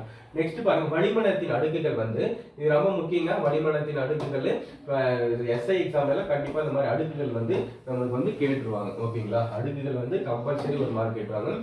வளி அடுக்கு என்பது ட்ரோபோஸ்பியர். ட்ரோபோஸ்பியர் வானிலை மாறும். ஓகேங்களா. ஓசோன் படலம் எந்த அடுக்கில் இருக்குதுன்னு சொல்லலாம். அடுக்கு வழி மண்டலம்னா ஸ்ட்ரெட்டோஸ்பியர். அப்போ ஸ்ட்ரெட்டோஸ்பியர் சொல்லிட்டு சொல்லலாம். இடையடுக்கு மண்டலம்னா விண்கற்கள் எரிதல். விண்கற்கள் எந்த மாதிரினா மீசோஸ்பியர். ஓகேங்களா. மீசோஸ்பியர். அப்போ நல்லா ஞாபகம் வச்சுக்கோங்க. அயன மண்டலம்னா லிஸ்போஸ்பியர், புறவெளி மண்டலம்னா எக்ஸோஸ்பியர், குறைந்த வெப்பநிலை. அப்போ நல்லா ஞாபகம் வச்சு ஒரு 5 மண்டலங்கள் இருக்குது. அடிவெளினா அடியில இருக்கிறது வந்து ட்ரோபோஸ்பியர், வானிலை மாறுபாடு. அப்போ மேகங்கள்லாம் இருக்குது பார்த்தா அந்த மாறுபாடு இருக்குது வானிலை ட்ரோபோஸ்பியர் ஞாபகம் வச்சுக்கோங்க. அடுக்கு வெளி மண்டலம் ஓசோன் படம் எந்த அடுக்கில் இருக்கிறது, அடுக்கு வெளி மண்டலம், இதோட ஸ்ட்ரெட்டோஸ்பியர். அப்போ ஸ்ட்ரெட்டோஸ்பியர் ஞாபகம் வச்சுக்கோங்க. இடைவெளிக்கு மண்டலம் மீசோஸ்பியர். மீசோஸ்பியர் என்பது விண்கற்கள் எரிதல். வந்து விண்கற்கள் எங்கல வேற மேல இடணும், அதனால இடைவெளி மண்டலம். ஓசோன் படம் எங்க இருக்கணும், ஓசோன் படம் ஒரு அடுக்கு இல்ல, அது வந்து அடுக்கு வெளி மண்டலம். வானிலை மாறுதல் என்ன சொல்ல, அது வந்து அடியிலே இருக்கிறதால ஃபர்ஸ்ட் அடி, அதுக்கப்புறம் அடுக்கு, அதுக்கப்புறம் அடுக்குக்கும் அடிக்கும் மேல இருக்கிறது இடையே, அதுக்கப்புறம் வந்து அயன மண்டலம் இல்ல லிசோஸ்பியர், புறவெளி மண்டலம்னா எக்ஸோஸ்பியர். இது வந்து குறைந்த வெப்பநிலை காணப்படும். ஓகேவா. நெக்ஸ்ட் வளிமண்டலத்தில் காற்றுகள் 21%, நைட்ரஜன் 78%, கார்பன் டை ஆக்சைடு வந்து 1% இருக்கும். ஓகேங்களா. நீராவி தூசு 1% வந்து சொல்றாங்க. ஓகேங்களா. மேக்ஸிமம் வந்து கார்பன் டை ஆக்சைடு வந்து 1% தான் கிடைக்கும். அப்போ பாருங்க வளிமண்டலத்தில் வந்து நம்ம சுவாசிக்கக்கூடிய காற்று 21%, நைட்ரஜன் 78%, கார்பன் டை ஆக்சைடு தூசு மற்றவெல்லாம் வந்து 1% இருக்குன்னு சொல்லிட்டு சொல்றாங்க. நெக்ஸ்ட் பாருங்க 279ல வளிமண்டலம் என்பது பூமியானது பூமியானது காற்றாக ஒரு மிகப்பெரிய மேலுறைகளில் மூடப்பட்டுள்ளது. பூமியில் இருந்து 800 கிலோமீட்டர் வரை புவி ஈர்ப்பு விசையின் பூமியின் கட்டுப்பாட்டில் நிலைநிறுத்தப்பட்டுள்ள. அப்போ வளிமண்டலம் எங்க இருக்குன்னா நம்ம பூமியிலிருந்து 800 கிலோமீட்டர் தொலைவில் வரை வந்து வளிமண்டலம் இருக்கிறது. ஓகேங்களா. எத்தனை கிலோமீட்டர் தொலைவில் வந்து வளிமண்டலம் இருக்குதுன்னு சொன்னா புவி ஈர்ப்பு விசை வந்து 800 கிலோமீட்டர் வந்து தொலைவில் வந்து இருக்குன்னு சொல்லிட்டு சொல்லலாம். ஓகேங்களா. நெக்ஸ்ட் பாத்தீங்கன்னா காற்றின் பரவலானது புவியிற்கு அருகில் மிக அதிகமாகவும் மேலே செல்ல செல்ல குறைவாகவும் காணும். அப்போ காற்றின் பரவல் எங்க பூமிக்கு அருகில் மிக அதிகமா போக போக மேலே செல்ல செல்ல வந்து அப்போ பூமிக்கு கீழே வரக்குள்ள காற்றின் வந்து அது மேலேருந்து கீழே வரக்குள்ள காற்றினுடைய புவியீர்ப்பு விசை அதிகமாகவே காற்று அதிகமாக கீழே இருக்கும். அது மேலே போல காற்று விசை வந்து குறைஞ்சிட்டு அது இதாகும். ஓகேங்களா. அடிவெளி மண்டலம் அடுக்கு வெளி மண்டலம் சொல்றாங்க. அந்த அடிவெளி மண்டலம்னா நம்ம பூமிக்கு அருகில் நாம் வாழும் அடுக்கு தான். நம்ம வாழக்கூடிய எல்லாமே என்னது அடிவெளி மண்டலம் சொல்லிட்டு சொல்லலாம். ஓகே. பூமியின் மேற்பரப்பில் 16 கிலோமீட்டர் உயரம். இங்கிருந்து பூமியிலிருந்து நம்ம நிற்கக்கூடிய பூமியிலிருந்து 16 கிலோமீட்டர் உயரம் வந்து அடிவெளி மண்டலம் சொல்றாங்க. காற்றின் இயக்கம் இந்த அடுக்கில் தான். அப்ப காற்றின் இயக்கம் எங்க நடைபெறுகிறது, அடிவெளி மண்டலம். இவற்றின் உள்ள நீராவி தான் மேகங்கள் உருவாக காரணமாக இருக்கிறது. பூமியில் நிகழும் அனைத்து வானிலை காரணங்களும் எந்த மண்டலம், பூமியில அடிவெளி மண்டலத்தில் தான் காணப்படுகிறது. நெக்ஸ்ட் பாருங்க அடுக்கு வெளி மண்டலம்னா அடுக்கு வெளியில என்ன நடைபெறுகிறது, ஓசோன் படலம் இருக்கு. அடுக்குன்னா ஓசோன். ஓகேவா. அடுக்குன்னா ஓசோன் சொன்னாங்க. அடிவெளி மண்டலத்திற்கு மேல அடுக்கு வெளி இருக்கு. இந்த அடுக்கில் தான் ஓசோன் படலம் வந்து உள்ளது. ஓசோன் படலமானது சூரியனில் இருந்து வரக்கூடிய புறஊதா கதிர்களை தாக்கத்தில் இருந்து பூமியில் உள்ள அனைத்து உயிரினங்களையும் பாதுகாக்கிறது இந்த ஓசோன் படலம். நெக்ஸ்ட் பாருங்க 18ஆம் நூற்றாண்டின் வரையறையிலும் மனிதர்கள் காற்றினை பருப்பொருட்கள் அடங்கியுள்ள ஒரே வகையான அடிப்படை துகள் என்று நினைத்து இருக்கிறார்கள். அப்போ 18ஆம் நூற்றாண்டு என்ன பாருன்னா காற்றினை வந்து பருப்பொருட்கள் அடங்கியுள்ள ஒரே வகையான அடிப்படை துகள்கள் என்று சொல்லிட்டு அழைக்கிறார்கள். 284 பாருங்க. காற்று என்பது ஒரு அடிப்படை பொருள் அல்ல. காற்று என்பது ஒரு அடிப்படை பொருள் அல்ல, ஆனா அது பல வாயுக்கள் அடங்கியுள்ள ஒரு கலவை என்ற சோதனை மூலம் நிரூபித்தவர் யாருன்னா ஜோசப் பிரிஸ்ட்லி. அப்போ ஜோசப் பிரிஸ்ட்லி அவர்கள் தான் வந்து 1774. இந்த 1774 என்ன ஞாபகம் வருது சொல்லுங்க பார்க்கலாம். பாலிட்டியில காற்று என்பது ஒரு அடிப்படை பொருள் அல்ல, ஆனால் அது பல வாயுக்கள் அடங்கியுள்ள ஒரு கலவை என்பது சோதனை மூலம் நம்ம ஜோசப் பிரிஸ்ட்லி. அப்ப 1774 1773 ஒழுங்குமுறை சட்டம் வந்து கொண்டு வந்திருப்பாங்க அரசியலமைப்பு உருவாக்குறதுக்கு முன்னாடி பிரிட்டிஷ் கம்பெனில. அப்போ வந்து ஒழுங்குமுறை சட்டத்தை கொண்டு வந்த பின்னாடி 1774 வந்து உச்ச நீதிமன்றம் வந்து கல்கத்தால வந்து முதல்ல வந்து ஏற்படுத்தியிருப்பாங்க. அந்த கல்கத்தாவின் முதல் நீதிபதி யாரு? சார் எலிஜா இங்வே அவர்களால் வந்து உருவாக்கப்பட்டது. அப்ப கல்கத்தா உருவாக்கப்பட்டதும் 1777. காற்று என்பது ஒரு அடிப்படை பொருளால பல வாயுக்கள் கொண்டது ஒரு கலவைன்னு சொல்லிட்டு சார் யார் சொன்னாங்க? ஜோசப் பிரிஸ்ட்லி அவர்களும் சொல்றாங்க. ஓகேங்களா? நெக்ஸ்ட் பாருங்க. காற்று ஆக்சிஜன் என்று பெயரிட்டவர் யாரு? பிரெஞ்சு வேதியியர் லவாஷியர். அப்ப பாருங்க, காற்றுக்கு ஆக்சிஜன் என்று பெயரிட்டவர் யாருன்னா லவ். அப்ப காற்றை வந்து காற்றுன்னு சொல்லாத, அதுக்கு ஆக்சிஜன் சொல்லிட்டு லவாஷியர் வந்து சொல்றாரு. ஆக்சிஜன் எதுல உருவாகுது? மரங்கள் உருவாகும். அப்ப மரத்தை லவ் பண்ணாதான் நம்மளுக்கு என்ன கிடைக்கும்? காற்று ஆக்சிஜன் கிடைக்கும் அப்படின்னு சொல்லிட்டு ஞாபகம் வச்சுக்கோங்க. தாவரங்கள் ஒளிச்சேர்க்கை நிகழ்த்துவதற்கு சூரிய ஒளி தேவைப்படுகிறது. இதற்கு நிரூபித்தவர் ஜான் இன் ஜோன் ஹவுஸ். அப்போ பாருங்க, தாவர ஒளிச்சேர்க்கை, தாவரத்துக்கு மட்டுங்களா நம்ம வளரக்கூடிய எல்லா வகையான தாவரங்களுக்கு ஒளிச்சேர்க்கையின் நிகழ்த்துவதற்கு சூரிய ஒளி தான் தேவை. முதல்ல யார் நிரூபித்தவர் யார்? ஜான் இன் ஜென் ஹவுஸ். எப்பன்னா 1730 முதல் 1799 வரை அவருடைய காலகட்டங்கள். ஓகேங்களா? நெக்ஸ்ட் பாருங்க, ஜான் இன் ஜோஸ் என்ன சொல்றாங்க? ஜான் இன் ஜென் ஹவுஸ் என்ன சொல்றாங்கன்னா, சுவாசிக்கும் சுண்டெலியானது ஒரு சுவாசிக்கக்கூடிய சுண்டெலி என்ன பண்ணுதுன்னா எரியும் மெழுகுவர்த்தியினும் கார்பன் டை ஆக்சைடு வெளியிடப்பட்ட போது மாசடையும் காற்றினை தாவரங்கள் ஒளிச்சேர்க்கை புரிந்தது. காற்றினை வெளிப்பட்டு தூய்மைப்படுத்துகிறது என்பதை நிரூபித்தவர் யாருன்னா ஜான் இன் ஜென் ஹவுஸ் சொல்றாங்க. ஓகேங்க. நைட்ரஜனை கண்டறிந்த டேனியல் ரூத்தர். அப்ப ஆக்சிஜன் என்ற பெயரிட்டவர் யாரு? லவாஷியர். ஓகேவா? மரத்தை லவ் பண்ணதான் ஆக்சிஜன் நமக்கு, அதான் லவாஷியர். நைட்ரஜனை கண்டறிந்தா டேனியல் ரூத்தர் போர். அப்போ டேனியல் ரூத்தர் போர். நெக்ஸ்ட் பாருங்க, இவர் என்ன ஒரு கண்டுபிடிச்சிருக்காரு பாருங்க. இவர் ஒரு சோதனை ஏற்படுகிறார். அவர் என்ன சொல்றாருன்னா, எரியும் மெழுகுவர்த்தினை உள்ளடக்கிய மணிச்சாடியினை. அப்போ எரியும் மெழுகுவர்த்தியினை வந்து மணிச்சாடியினை பயன்படுத்தி காற்றில் உள்ள ஆக்சிஜனை கார்பன் டை ஆக்சைடாக மாற்றிய பின் தான் அந்த காற்றினை சுண்ணாம்பு நீரில் செலுத்தி அதில் உள்ள கார்பன் டை ஆக்சைடை வாயுவையும் வந்து முற்றிலும் நீக்கியவர் யாருன்னா நம்ம யாரும் இல்ல, வேற ஸ்காட்லாந்தை சேர்ந்த நம்ம டேனியல் ரூதர்ஃபோர்ட். அதே நம்ம மெழுகுவர்த்தி இதுதான் அவரு ஜாடியில வைக்குவாங்க. ஜாடியில வச்சா ஜான் இன் ஜென் ஹவுஸ் சொல்லலாம். ஓகேங்க. ஜாடியில வச்சா ஜான் இன் ஹவுஸ். அதே வந்து கண்ணாடி குழாயில வந்து அந்த காற்று நிரம்பிட்டு அது வந்து எரிவிச்சு கார்பன் டை ஆக்சைடு, அந்த கார்பன் டை ஆக்சைடை நீக்கணும்னா சுண்ணாம்பை வச்சு நீக்கிறது யாருன்னா நம்ம ஸ்காட்லாந்தை சேர்ந்த டேனியல் ரூதர்ஃபோர்ட் அவர்கள் தான். ஓகேங்களா? டேனியல் ரூதர்ஃபோர்ட் அவர்கள் தான். நைட்ரஜனில் இருந்து பெறப்படும் நைட்ரஜன் வாயுவின் பண்பினை ஒத்திருப்பதை கண்டறிந்து அதில் நைட்ரஜன் என்ற பெயரிட்டாருன்னா நம்ம ரூதர்ஃபோர்ட் தான். ஓகேங்களா? காற்றின் இயல்பு எப்படின்னு பாத்தீங்கன்னா, காற்றினை பெரும்பகுதி வந்து நைட்ரஜன் தான். 4% வந்து நைட்ரஜன் தான் இருக்கு. அது 78% வந்து என்ன இருக்கு? நைட்ரஜன் இருக்கு. இரண்டாவது பெரும்பகுதி வந்து ஆக்சிஜன் வந்து 1/5 வந்து 21% இருக்கு. கார்பன் டை ஆக்சைடு, ஆர்கான், நீராவி மற்றும் பிற வாயுக்கள் வந்து 1% இருக்கு. ஓகேங்களா? 292 கொஸ்டின் பாருங்க. வளிமண்டலத்தின் உயர் அடுக்குகளில் ஆக்சிஜன் அளவு குறைவாக இருக்கும். ஏன்னா பூமியில இருக்கக்குள்ள மட்டும்தான் ஆக்சிஜன் அதிகமா இருக்கும். மேல செல்ல வந்து மரங்கள், செடி, கொடிகள் வந்து எதுவும் இருக்காது. அதனால வந்து ஆக்சிஜன் குறைவாக தான் இருக்கும். ஓகேங்களா? ராக்கெட்களை விண்ணில் செலுத்தும் போது எரிபொருட்கள் ஆக்சிஜனையும் சேர்த்து செலுத்தும். அப்போ எரிபொருட்களுடன் ஆக்சிஜனையும் சேர்த்து செலுத்துறதுனா வந்து ராக்கெட் வந்து விண்வெளிக்கு வந்து செலுத்தும் போது தான் செல்கிறதுன்னு சொல்லிட்டு சொல்றாங்க. ஓகேங்களா? நெக்ஸ்ட் பாருங்க. ஆக்சிஜன் முன்னிலையில் ஒரு பொருட்களை வெப்பப்படுத்தும் பொழுது ஒளியும் வெப்பத்தையும் வெளிப்படுத்தும் நிகழ்வு ஒளிர்தல். அப்போ ஆக்சிஜன் முன்னிலையில் ஒரு பொருளை வந்து வெப்பப்படுத்தினா அப்போ போது என்ன சொன்னா பொழுது ஒளியையும் வெப்பத்தை வெளிப்படுத்தணும்னா ஒளிர்தல் சொல்லிட்டு சொல்றாங்க. ஓகேங்களா? அப்போ நெக்ஸ்ட் பாருங்க. ஒளியின்றி வெப்பத்தை வெளிப்படுத்தும் நிகழ்வு வந்து உள்ளிழுத்தல். ஒளி இல்லாத வெப்பத்தை வெளிப்படுத்தும் உள்ளெறிதல். அப்போ ஒளி இன்றி வெப்பத்தை வெளிப்படும் நிகழ்வு தான் உள்ளெறிதல். அது இதுல பாருங்க, ஆக்சிஜன் முன்னிலையில் ஒரு பொருட்களை வெப்பப்படுத்தும் பொழுது ஒளியை வெப்பப்படுத்தும் நிகழ்வு வந்து ஒளிர்தல். ஓகேங்களா, ஒளிர்றதுனால ஒளிர்தல், ஒளி இல்லாததுனால உள்ளீரிதல் சொல்லிட்டு சொல்றாங்க. 295 தாவரங்கள் வளிமண்டல காற்றுடன் நிகழ்த்தும்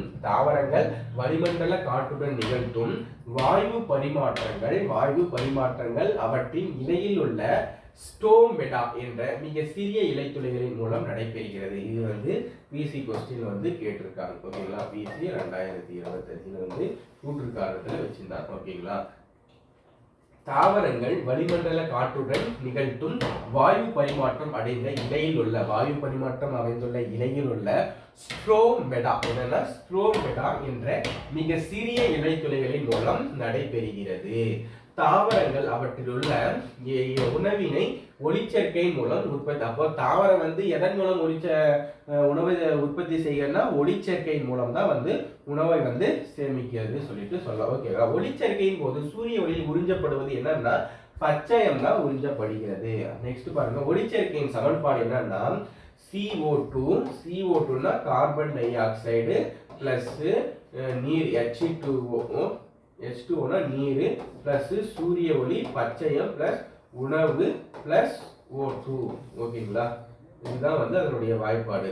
நெக்ஸ்ட் பாத்தீங்கன்னா 299வது கொஸ்டின், செரிக்கப்பட்ட உணவுப் பொருட்கள் ஆக்சிஜனுடன் வினைபுரியும் போது கார்பன் டை ஆக்சைடு நீராவி மற்றும் ஆற்றல் உருவாகும் நிகழ்வு தான் வந்து சுவாசம் சொல்லிட்டு சொல்லலாம். ஓகேங்களா, அப்போ செரிக்கப்பட்ட உணவுப் பொருட்களுடன் ஆக்சிஜனுடன் வினைபுரியும் போது கார்பன் டை ஆக்சைடு நீர் மற்றும் ஆற்றல் உருவாகும் நிகழ்வு தான் சுவாசம் சொல்லிட்டு சொல்லலாம். ஓகேங்களா, உள்ளிழுக்கும் மற்றும் வெளியிடும் காற்றின் இயல்பு. அப்போ உள்ளிழுக்கும் போது எவ்வளவு வருது, வெளியிடும் பொழுது வந்து எவ்வளவு நம்ம வந்து பகுதி பொருட்கள் வந்து நம்ம வந்து உருவாகுதுன்னு பாருங்க. உள்ளிழுக்கும் போது வந்து நைட்ரஜன் வந்து 78% வந்து இழுக்கிறோம், ஆனா வெளியிடும் போது 78% தான் வெளியிடுது. ஓகேங்களா, அதே ஆக்சிஜன் வந்து உள்ளிழுக்கும் போது 21% இழுக்கிறோம், ஆனா வெளியிடும் போது 16% வந்து. அதே மாதிரி கார்பன் டை ஆக்சைடு 0.03 வந்து 0.03% வந்து இழுக்கிறாங்க, வெளியிடக்குள்ள 4% வெளியிடும். அதே மாதிரி நீராவி போக்கு பாருங்க மாறுபடும், நம்மளுடைய உடல் அமைப்பை பொறுத்து மாறுபடும். இது பாத்தீங்கன்னா கூடுதலாக வெளியேறும். மந்த வாயுக்கள் வந்து 0.95%, அதிலும் 0.92 மாறுபட்ட அளவு இதுல வந்து கிடையாது சொல்றாங்க. வெப்பநிலைனா அறை வெப்பநிலையை பொறுத்து தான் வந்து என்ன ஆகும், உள்ளிழுக்கும் காற்று அறை வெப்பநிலை பொறுத்தா வெப்பநிலை வந்து நம்மளுக்கு வந்து ஏற்படும். அது வெளியிடுறது பார்த்தீங்கன்னா உடல் வெப்பநிலையை பொறுத்து வெளியிடும். ஓகேங்களா, அது நெக்ஸ்ட் பார்த்தீங்கன்னா உயிரினங்கள் அடிப்படை அமைப்பு மற்றும் செயல் அலகு வந்து செல். அப்போ அடுத்து பாருங்க, இது வந்து பாட்னி. நெக்ஸ்ட் கிளாஸ்ல வந்து நம்ம வந்து பார்க்கலாம். ஓகேங்களா, புதியதா பார்க்குறாங்க ஒலிம்பிக் ஐஏஎஸ் அகாடமி சார்பாக இனி வரும் காலங்கள் வந்து சயின்ஸ் வந்து ரொம்ப முக்கியமான டாபிக். பேசிக் கொஸ்டின் வந்து நம்மளுக்கு தெரிஞ்சாதான் ஒரு டைம் புக்கை ஒரு டைம் வாசிச்சிருங்க. வாசித்த பின்னாடி மறுபடியும் வந்து ஒரு டைம் வந்து ரிவிஷன் மாதிரி இதை வந்து பார்த்துக்காங்க. ஓகேங்களா, அதனால தான் நான் வந்து ஸ்லோவாக போகிறேன். மடமடன்னு எல்லாரும் 20 நிமிஷத்தில் முடிக்கிற மாதிரி வேகமாக போகிறது முக்கியம் இல்லை. வேகம் முக்கியம் இல்லை, நம்மளுக்கு என்ன முக்கியம், விவேகம் தான் முக்கியம். புரியுதுங்களா, வேகமும் முக்கியம், விவேகமும் முக்கியம். அந்த விவேகம் வந்து எப்போ வந்து போகும், வேகமாக படிச்சுட்டு இது பார்க்கக்குள்ள உங்களுக்கு வந்து ஓரளவு சிம்பிளாக இருக்குது. ஓகேங்களா, ஒலிம்பிக் ஐஏஎஸ் அகாடமி புதுசாக பார்க்குறவங்க சப்ஸ்கிரைப் பண்ணுங்கள், பெல் ஐக்கானை கிளிக் பண்ணுங்கள், உங்கள் ஃப்ரெண்ட்ஸுங்களுக்கு ஷேர் பண்ணுங்கள். நன்றி, வணக்கம். நெக்ஸ்ட் வீடியோவில் அடுத்த வீடியோவில் வந்து மொத்தமாக நம்ம வந்து முடிச்சிடலாம். ஓகேங்களா, நன்றி, தேங்க்யூ.